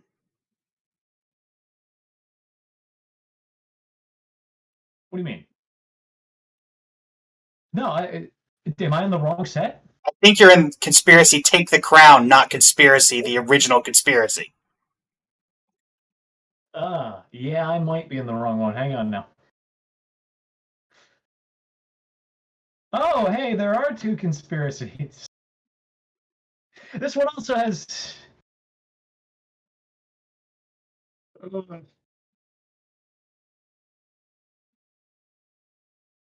That changes your rating at all. I still don't understand conspiracy as a game mode. I need to rethink though, because I was looking at the wrong tab. It's like Platinum Angel would be fairly up there on the cost of a set if it was in this set, and it's not up here, so you must be looking at the other one. Yeah, Exploration, Altar of Dementia, the Untouchable, Reflecting Pool, Silent Arbiter.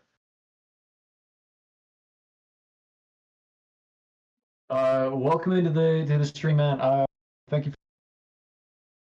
Unfortunately, I'm not really adding people on Discord now, but I appreciate. Man, they. Okay, I'm trying to array. Oh, hey, Heartless is here. Mana Geyser, Brainstorm, Marchesa, Swords to Plowshares. Uh, I still don't understand Conspiracy as a game mode, though. I don't understand drafting Conspiracy. Where are you putting it? I don't know. I like Silent Arbiter. Pernicious Deed existed. Unquestioned Authority is a fun card. There's no question I about don't it. understand Conspiracy. No, this is Take the Crown. I'm not wrong, you're wrong. No, I'm looking at Conspiracy, not Conspiracy Take the Crown. Read it. Read! Yeah, Conspiracy, CNS. Oh, No, I look see at what the you're saying. picture. The next in the picture You're was the wrong Conspiracy Take. set. I'm not wrong, you're wrong. All right, well, we're both wrong. What? We're both. I was right. I skipped over that because Conspiracy should be first alphabetically, not Conspiracy Take the Crown. They're the same thing. Yeah, but you're looking at the. Oh, you did already rank it, and you put it in S tier. Yeah. No, I'm putting it in D tier just out of protest. Why? I'm going off the number of staples, and you have to admit that there's a ton of commanders, just staples in general, in this set. Uh, I'm also just going to rank Conspiracy in an A tier, just so we can get to the next one, since we were on both Conspiracies for a bit. yeah. That I don't know, man. I like Okay. Marchesa. I like Marchesa. Where would you put the other Conspiracy, the one you were first looking at? I'm gonna throw them both in upper D tier, below Born of the Gods. Okay. Below Born of the Gods. Alright. So both of these are above Born of the Gods, and then I'm going to put this in A tier and the other one in S. Actually, I'm going to put them both in S. Okay, next up, Core Set 2019. We're coming to the core sets. I personally love core sets. I actually had the pleasure of drafting this recently. Oh, Core Set 2019. We need to bring back Core Set. I guess we did have one. Foundations, technically. Most expensive cards from Core Set 2019. Scape Shift, Crucible of Worlds, Nicol Bolas the Ravager, and I hate this card, and it will probably affect my rating of it, Nexus of Fate. Where are you? Oh, yeah, Nexus of Fate. Yeah. Nexus of Fate. What about that Crucible of Worlds? That's a fun card. Yeah, but, that was a reprint. Nexus. Scape Shift is another fun card. Omniscience. Okay, I'm just going to do it. Great card. Is this the first printing of Omniscience? No. I'm going to let my emotions dictate this ranking. I'm going to put Core Set 2019 in the bottom of D tier. It is a core set, all right. There's a lot of iconic cards. I'm not gonna. I really liked drafting M19, and I'm not gonna rank it just off of a buy a box promo that ruined Standard. So I'm gonna put it in B tier. I'm gonna be fair to the set as a whole. One of my Johnny's Welcome, which is annoying because. But you love Life Gain. I love Life Gain so much. Also, Chromium the Mutable and Fraying Omnipotence were some of my favorite cards in Standard. Some interesting cards in this set. But, and Planeswalkers, Nexus of Fate exists. This also brought Llanowar Elves back into Standard way back when. I like Death Baron as a card. I hate War Leader. Arcades is a fun card. Reliquary Tower's in here. Gigantosaurus. Colossal Majesty. Mist-Cloaked Herald. Fountain of Renewal. It's a good set. It's got some iconic cards. I mean, as a core set should. I'm not a fan of Where are you putting it? 2019. Said hurry up. Bottom of C tier. Bottom of C. Okay. Next up, one that you'll probably like more because the picture on the front is Soren Markov, Core Set 2020. Oh boy. This is where Soren Imperious Bloodlord came from. The most expensive card is Field of the Dead, followed by Villis, Broker of Blood, Alia, Zenith Seeker, Chandra Awakened Inferno, and Lotus Field. Lotus Field is such a fun card. Field of the Dead is banned in so many formats for a good reason. Tethys the Hidden Hand, Glinthorn Buccaneer, Bishop of Wings, Saphara, one of my favorite angels. Why is Prized Unicorn in the list as $1.90? Oh, it's from the Planeswalker deck. That makes sense. Dread Presence, Tail's End, Colossus Hammer. Oh, Colossus Hammer. This is another one. I like a lot of these cards, and I don't like a lot of them. Knight of Ebon Legion is a Vampire of the Dire Moon, probably in a few of your, yeah. You Golos. This has a lot of cards that are, ley lines were in this. Lotus Field, Field of the Dead, and Three Killer Omnath are really what's pulling these towards a positive for me. For me, I'm going to put it bottom of S tier, I think. S tier? I'm going to let my emotions dictate this one. As much as I hate Field of the Dead, Golos was very fun to play in Commander as a 5-color commander because it was the thing that kept Penrith at bay. Bishop of Wings is great. Bishop of Wing unlocked mono white angels in Standard, which was something I enjoyed playing. Saphara was great. Tail's End is a staple of just being a blue counter for a commander Commander. Mu Yanling Sky Dancer, one of my favorite arts of all time by Jihos Lee. And Colossus Hammer is Colossus Hammer and sees play all over the place. That being said, I am putting it bottom of S. Actually, I'm going to put it top of A. You're right. It shouldn't go in the same thing as S tier. I'm going to put this above Cold Snap. Okay, putting it above Cold Snap, below Betrayers.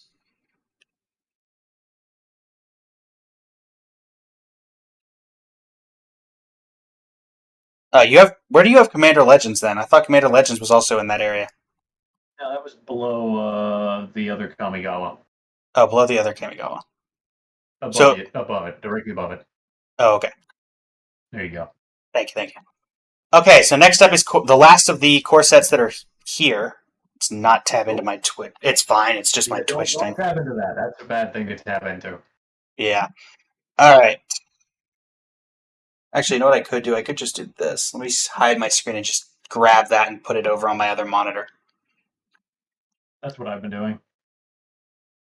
There we go. All right, now that's not an issue anymore. I just remember I have to keep having it up. There we go. So yeah, Core Set 2021. I'm looking forward to this one. I think I remember there being some fun cards from this. What's your problem with Terror of the Peaks? It's a terror. It's good in Dragons. Gargaroth, Heroic Intervention, Ugin, Veto. Oh yeah. This was the first set I got collector boosters for. This was the one core set that I collector boosters. Did it actually? Yeah, it also had the great card Rin and Seri Inseparable. This is definitely a set that's a bit nostalgic for me because this is kind of when it was Magic, so I've seen a lot of these. Yeah. Got my butt handed to me by a lot of these. Mangara the Diplomat, for example. Yep, that one for sure. Brash Hunter, 9 Lives, some great cards in here. Sad Robot. Baneslayer Angel, Massacre Worm, Azusa was in Standard. I forgot about that. Not my favorite Ugin, but there is an Ugin in here. Fiery Emancipation's a fun one. Vada, Heart of Keld. I feel like Heroic Intervention should be cheaper. This has been printed enough; it should not be as expensive as it is. I guess it's used in a lot, but like. Also, my favorite Cultivate art was from this set. Nice. And also the very cool indulging patrician vampire art by I believe it was a new artist at the time. I remember Miranda Meeks. Nice. Oh, Snoop. Snoop is in here. Such a weird card, man. I'm gonna A put whole it lot of in. weird cards. I'm gonna put it in A tier. Yeah, I think this is an easy A tier. I don't like mono white heals, but there's enough things in here. I'm gonna put Selfless it Savior is in here. Where are you putting it? In A tier? Uh, I think top of A tier, oddly enough. Okay. Next up, Dark Ascension. That's a fun one. It's a Sorin set. 2012. Most expensive cards from this set include Mikaeus the Unhallowed, Sorin Lord of Innistrad, Elbrus the Binding Blade, Beguiler of Wills, Huntmaster of the Fells, Gravecrawler, and Grafdigger's Cage. Eh. Uh, Zombie Apocalypse was in here. Wolf was in here. Falconwrath Aristocrat. Strong Kirk Captain. Undying Evil as well. Chalice of Life was in here, which is an interesting card. This is where we get a lot of our. This is a very good vampire set early on. I'm gonna go with. Yeah, I mean. The transforming werewolves were. sorry, I forgot how friggin' funny the art for Bone to Ash is. Yeah. Also, I'm putting this middle of C tier. I'm definitely a big fan of this as I play zombies and vampires, and Yeah. also have a buddy that plays werewolves. Yeah, And I'm this just. is unfortunately the best we get with werewolves. Yeah, and honestly, like. Just looking at it from a standpoint of staples, you could argue Grafdigger's Cage and Gravecrawler was good in standard, but like beyond that, there's not a lot here. Even Mikaeus, who used to be really popular in Commander, really doesn't see it anymore. First appearance of Faithless Looting. Oh, this was the first appearance of Faithless?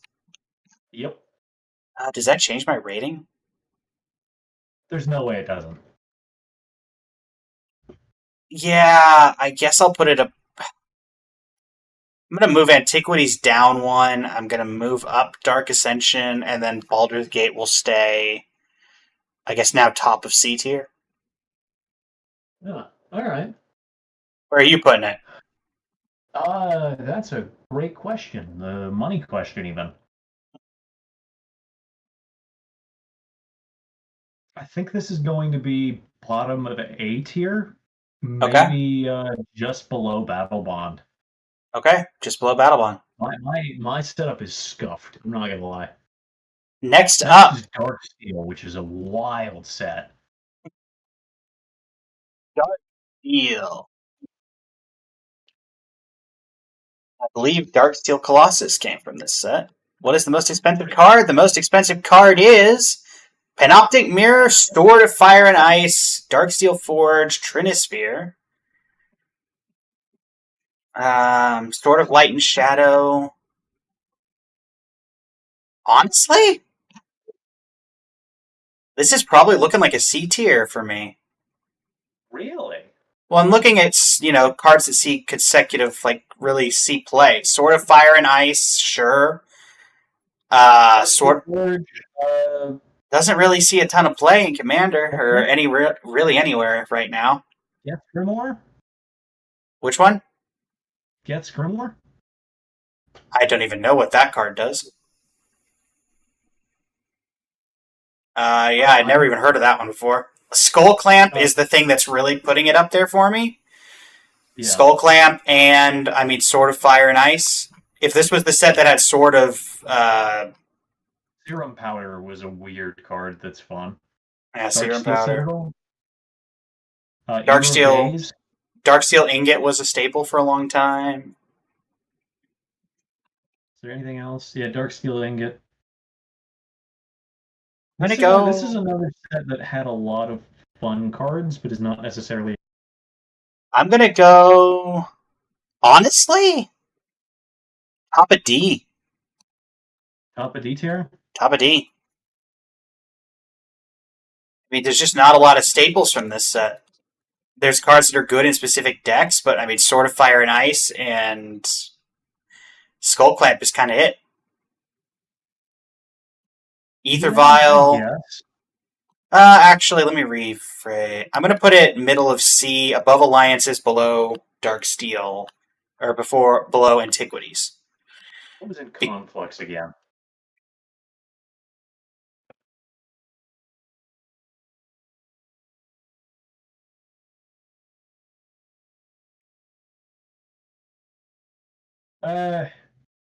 I think for me, this is going to go maybe bottom of B tier. Okay. Because this was a fun set. This is one I pick up when they have it in stores occasionally. You've seen this in stores? Very rarely. And it's typically behind a. But I picked these up when I was at a store in a different state with my fiance. Nice. Next up, Dissension. And most expensive cards are Breeding Pool, Hallowed Fountain, and Blood Crypt. We also have Shockland. So we have Shockland. We have Ghost Quarter in this set. Spell Snare, Grand Arbiter, Augustin the Fourth. Was this the first printing of Breeding Pool? Hey, Bronze Bombshell! This is the first printing of Breeding Pool, so that is going to affect my rating. Protein Hulk. I'm going to put this at top of B. There's no staples really in this besides the Shocks, but it was the first appearance of the Shocks. Also, first appearance of the Signets. Oh, the Signets. Well, the Signets. Yeah, they were. Does that change my rating? They don't really see play anymore, but they were very popular. Also, why am I getting bots? Why am I the only one getting bots? Oh, you're not the only one. I just have an auto mod that blocks out the word stream boo. Oh, weird. My bots are just. I mean, they're taking an extra step. They're trying to force me on Discord, at least. Oh yeah, I've had those as well. Oh. In fact, that person earlier, I've had similar. I've had versions of the person from earlier from you. Rat Catcher as well is great. Yeah, I mean, I've put mine where I put it. It's gonna stick there. I think top of B is reasonable. Infernal Tutor. Actually, no, top of B is where it's gonna stay. I could argue bottom of A, but I'm not going to. Pit Dragon. So pretty much Signets, Shocklands, and then some fun commanders. Yep. Signets, Shocklands, fun commanders. Let's go put it right in the middle of B tier, right above Antiquities. Well, yeah, below 2021, above Cold Snap. Sorry, 2020, above Cold Snap.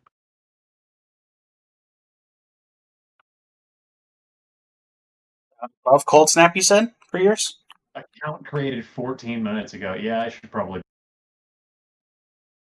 Okay, are you ready for a very objectively set that I think you and I are going to be very objectively repulsive toward? What the hell is wrong with my stream? There we go. Stop trying to switch my audio devices. Which one? Are you ready for a set that we're both probably going to be very repulsed towards because we've been here for it? Oh. Most expensive card, Shieldred the Apocalypse, Dominaria United. 6 copies of Shieldred.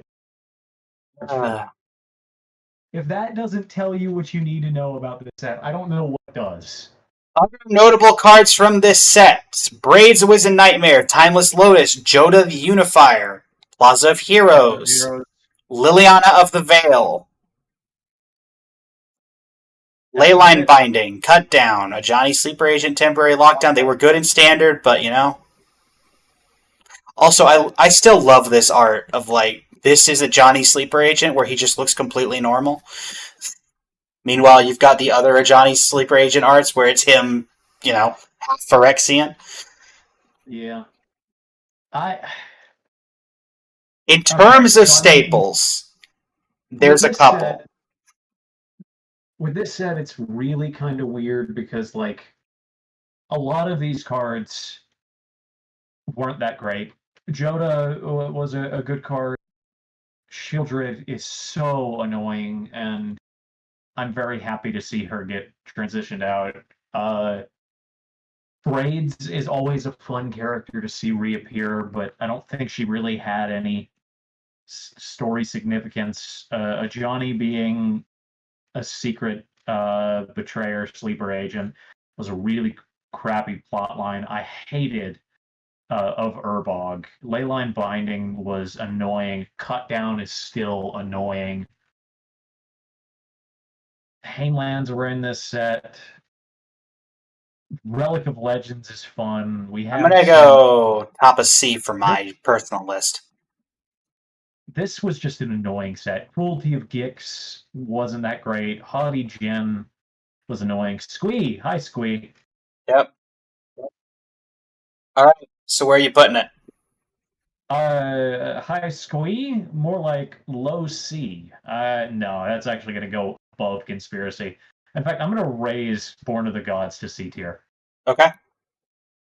Dominaria United at bottom of C or Born of the Gods? Above Conspiracy, and then Born of the Gods bottom of C. Okay. Born of the Gods might sneak its way up.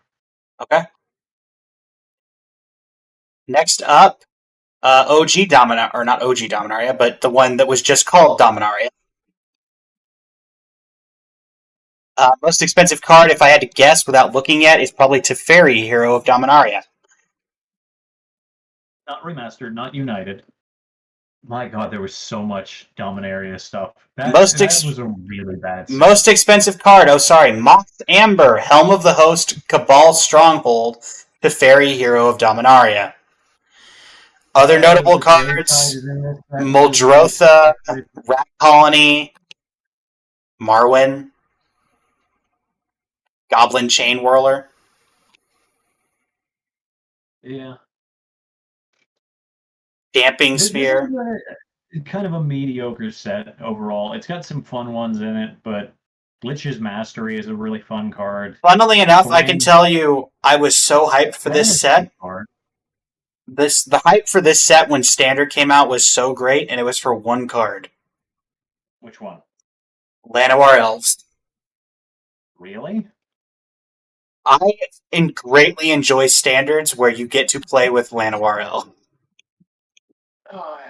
Okay, so for me with this set, there is a lot of cards that I'm a big fan of. I like Thran Temporal Gateway.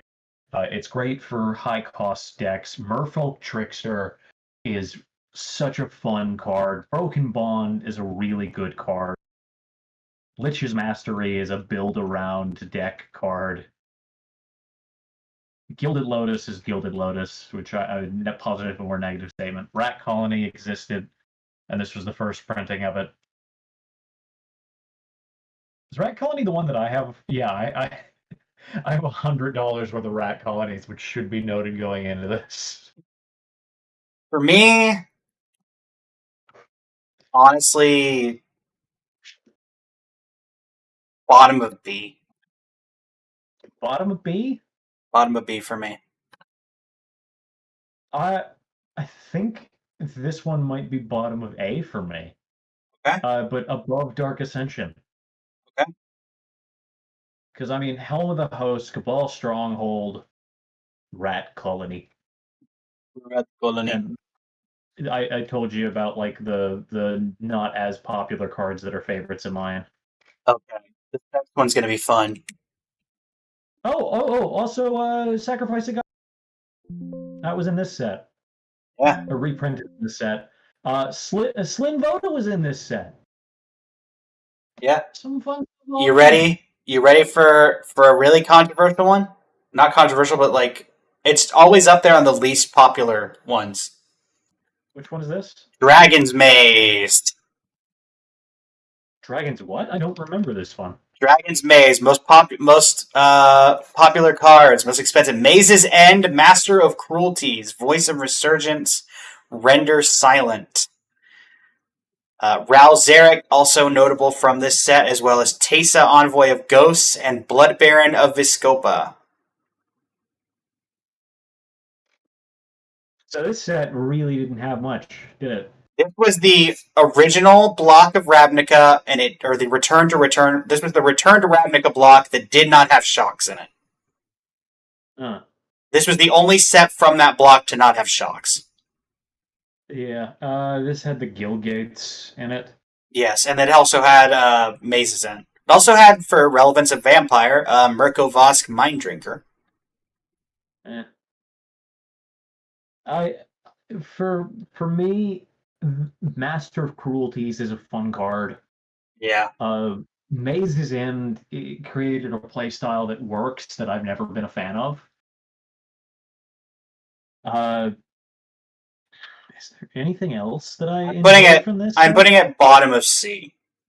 I don't want to put it in D, but yeah, bottom of C. Is a card. Hidden Strings is a good card. Cypher underutilized, really used sense.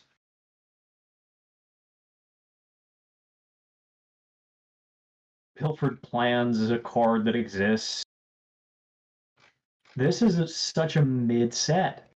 Yeah, I'm putting it bottom of C. Nothing really stands out outside of Master of Cruelties. Maze's End.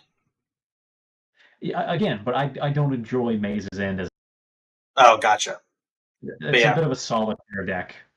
Yeah, but yeah, I'm gonna go with It's not Shieldred. Top of D tier. All right. Yeah, I couldn't put it in D. Next up, Dragons of Tarkir. Dragons of Tarkir. This was when the fetch lands came in, so that's gonna go into my rating.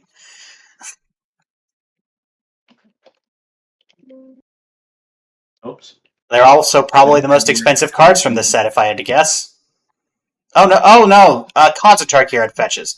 Most expensive cards from this set: Sarkhan Unbroken, Dragon Lord Kulagon, Dragon Lord Jamoka. Oh gosh. Okay.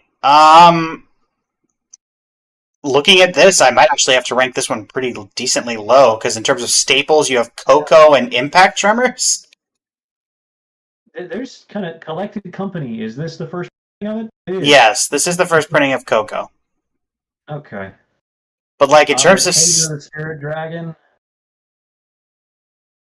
Risen Executioner is a card I should probably pick up.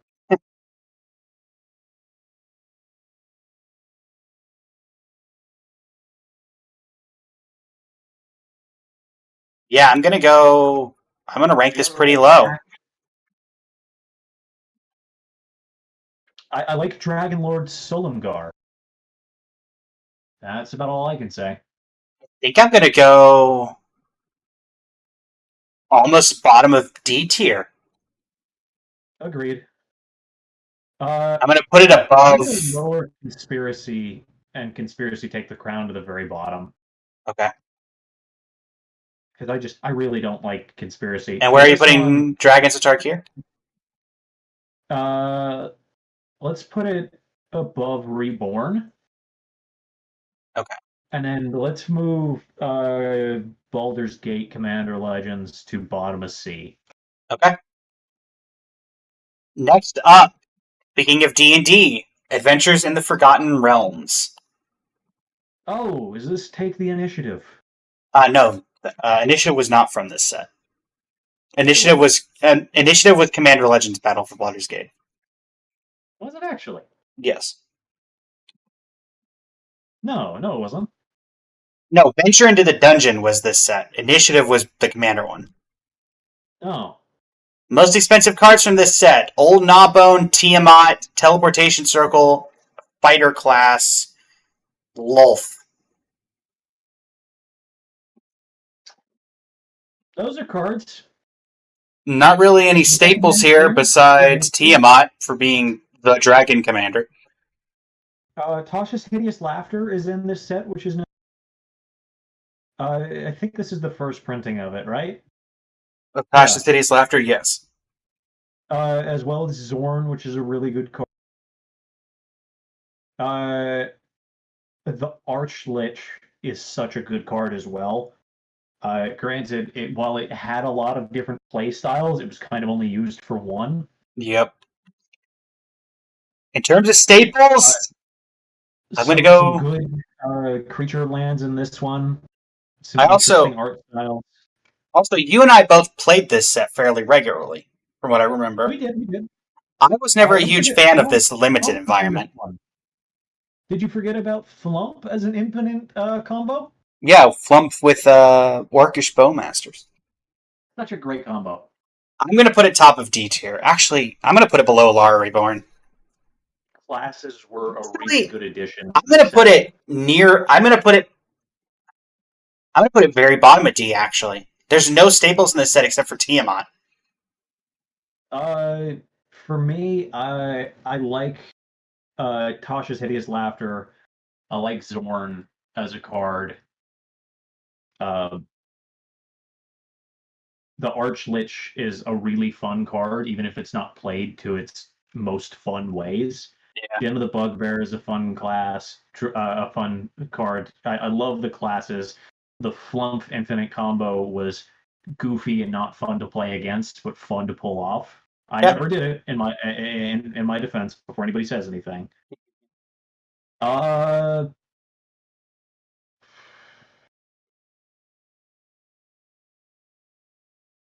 Where are you putting it? I'm gonna go below Dark Steel. I think as I don't want to put it that high, but this is one of the sets I'm feeling very nostalgic for, and because of that, I can't rate it lower than I would like. And so Dark Steel. So bottom of B tier. Yes. Okay. All right. Yeah, because there's some not very good cards in this that are very fun cards. Shambling Ghast, Orcus, uh, Hand of Vecna, Eye of Vecna.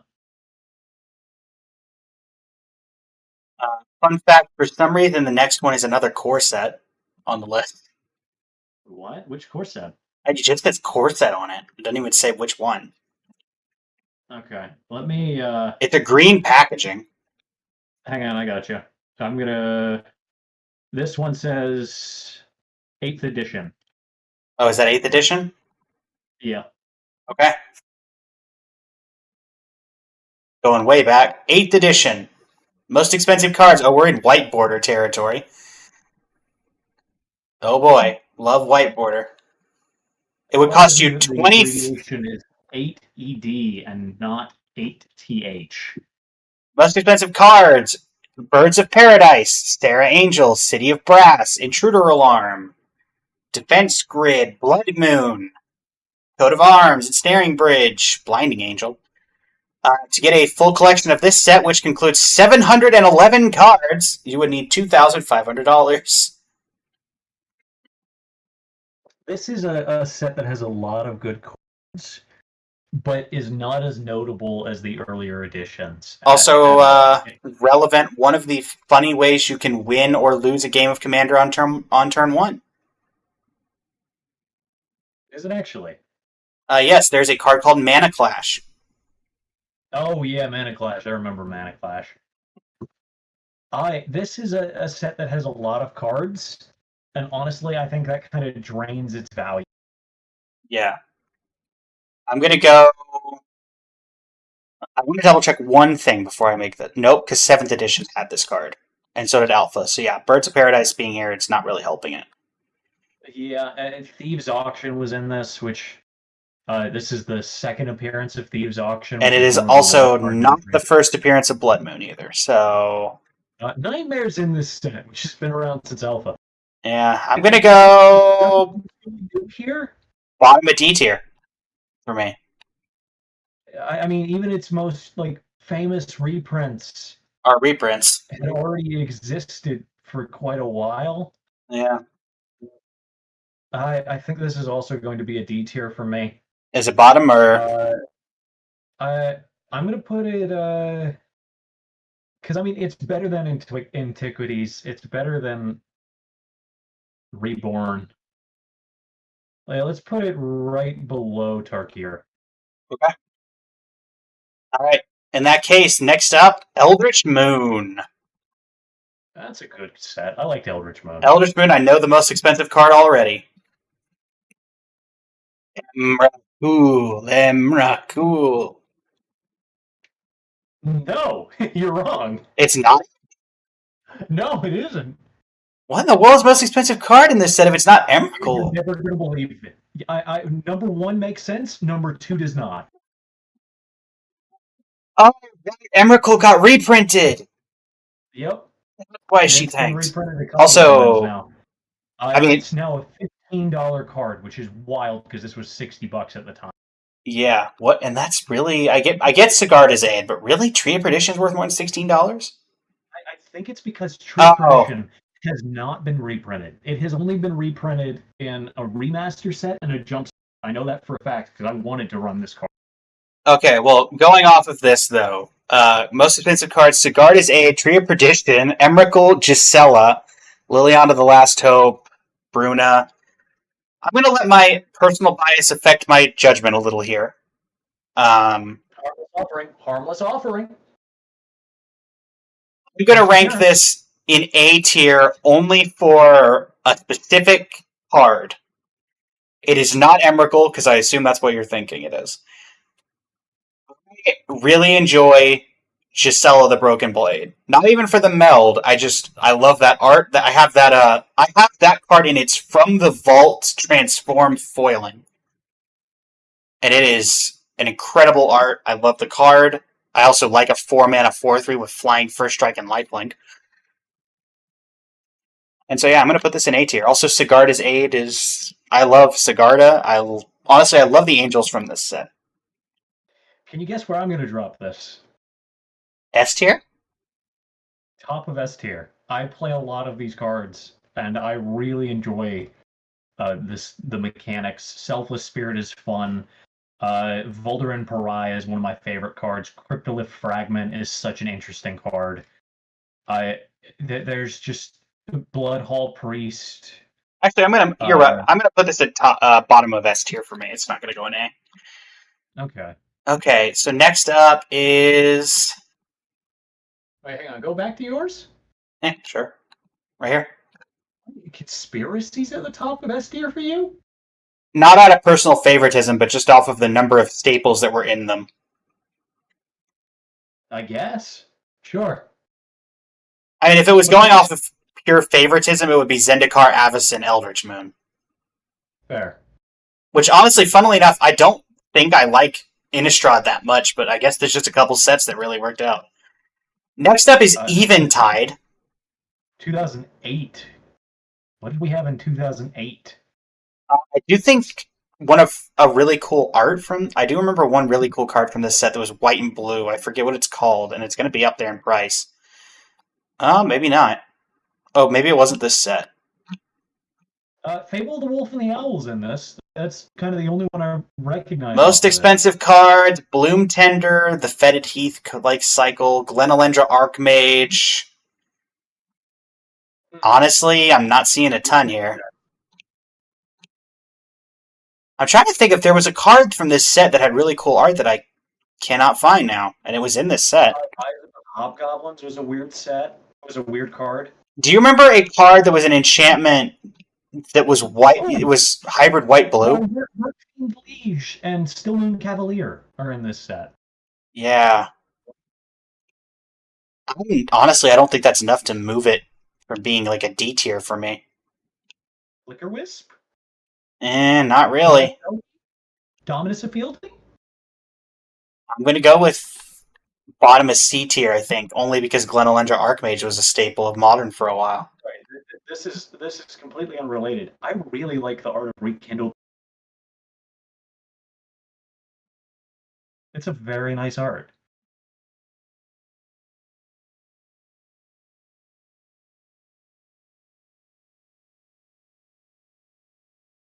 This was a set with some weird cards in it, though. I'm going to go What is? I'm so annoyed that I can't remember the card. There was a enchantment that was hybrid white and blue that I thought was in this set, and I guess it wasn't. I don't know what it This was is the in first then. appearance of Flicker Wisp, which is kind of the only thing carrying. Steel Moon Cavalier. Mercfiend Liege is a card that sees play, but Fabled Wolf and Owl is one that I like, but isn't really that great necessarily.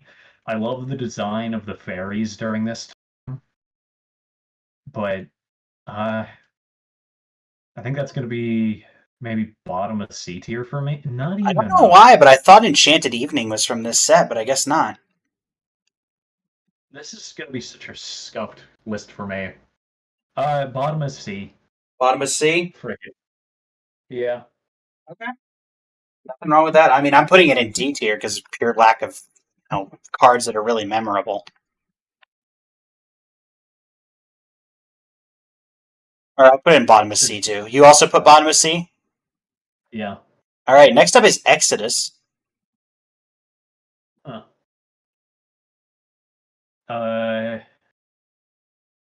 Most expensive cards from Exodus are City of Traders, Survival of the Fittest, Recurring Nightmare. Also relevant cards, Cataclysm, Price of Progress, Reconnaissance, Soul Warden. I know you do love a good Soul Warden. Your stream's still PG-13, right? uh, Sphere of Resistance. also, great Rebecca Gay art for Resuscitate. And not so great art of Mind Maggots, which I don't like thinking about. The Occurring Nightmare's banned, right? In a few formats, yes. Commander. Commander. God, that is a $70 card.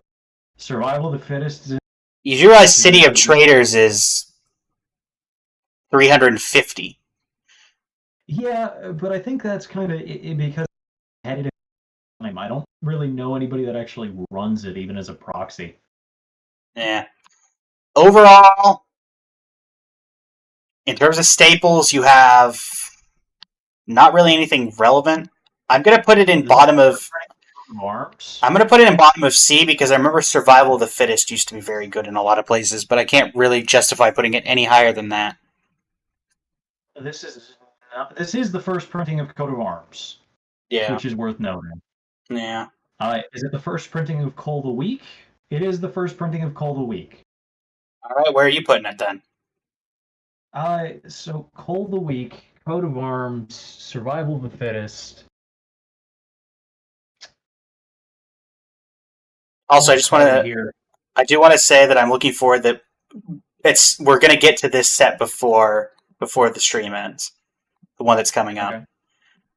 Okay. Where do you have Exodus going? Bottom is top of D tier, I guess. Top of D. Like it's got some nice staples. Are you ready for this? Okay. Fallen Empires. What is Fallen Empires? Most expensive card. You can get this entire set from 1994 for $81. The most expensive card is, of course, Civilite Temple. Are you sure about that? Sorry, it went by set name. Or it went by release date instead of when I was going for sorting. Most expensive is Rainbow Veil, sorry.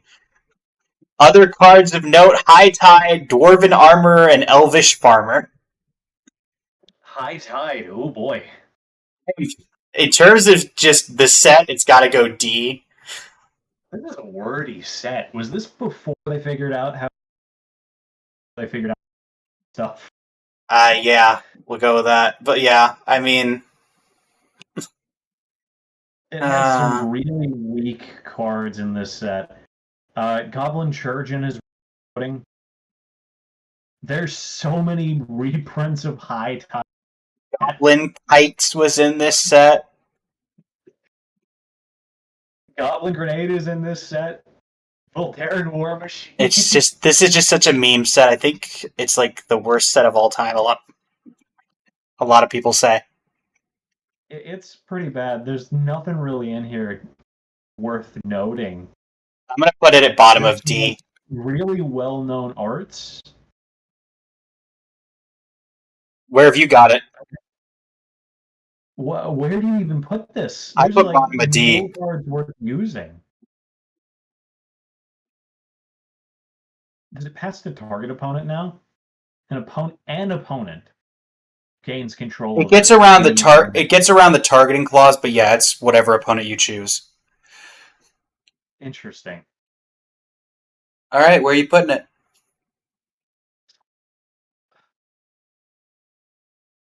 These suck. Welcome to Fallen Empires. Oh yeah, the Praetor that is not one of the Praetors in this set. I forgot about Yeah. You mean the Praetor that's not a Phyrexian. that. Yeah. Where are you putting it? I guess above conspiracy, below what's that one set called? Arabian Nights. Yeah, there we go. All right, next up, you know him, you love him, and he probably is still the most expensive card from this set, Fate Reforged. Home of Ugin the Spirit Dragon. Is it actually? I Yep, guess that makes sense. this is where he came from, and he's probably one of the most expensive still. He is the most expensive. The next most expensive being Dark Deal. Which is not expensive. Oh, hey, Mob Rules in this set. Temporal That's Trash the thing as Pass. well. Also relevant that Monastery Mentor was here, I guess. Sage's Revelry was in this set. Is this the first printing of it? It is the first printing of Sage's Revelry. I'm going to put this immediately. I'm just going to put this at, like, middle of Reality C. Shift? Reality Shift, Sage's Revelry, and then a lot of dragons nobody cares about. I'm putting it middle of C. Its really only staples are Monastery Mentor and Ugin. Sage's Reverie. I cannot tell you the last time I saw, if I've ever seen Sage's Reverie. You're kind of right there. It's only used in Commander and a very specific archetype. I mean, you could argue for, like, Alesha who smiles at death. But even then, Core 2019. setting this above Core 2019. Yeah. Okay. Next up We've is. been going for about 2 hours here. I think we might need to take a break here, man. Maybe pick up another day. Yeah, I think so. I was going to say we end in 15 minutes, but unless you want to go. Yeah, I think I need to probably eat today. That makes sense. Alrighty.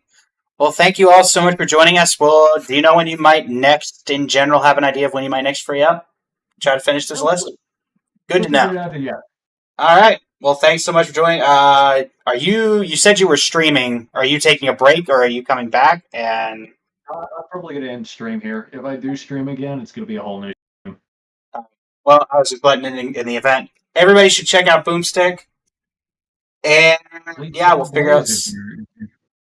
Let me figure out somebody to raid real quick, and then I'll let everybody go. Yeah, let me know who you raid, and I'll also raid. Do I have any viewers right now? Is a good question. I thought you weren't live. I am live. I've been live. Well, when I asked you earlier, you said you weren't live. What? Yeah, because I wasn't at the time. How do you think I've been getting bots? Oh, also, by the way, pre-roll is off on my stream. Because that's good to have. Who is live that I am following? Does anybody I know? Well, you're live. I have one viewer, but I'm just going to go ahead and end it here then, because there's no point in raiding when I might. Yeah, that makes sense. Alrighty, well, thanks for joining me, everybody. And until next time, everybody. Blaze and Flame Studios signing off. I'm going to send you over to Katzen playing Repo.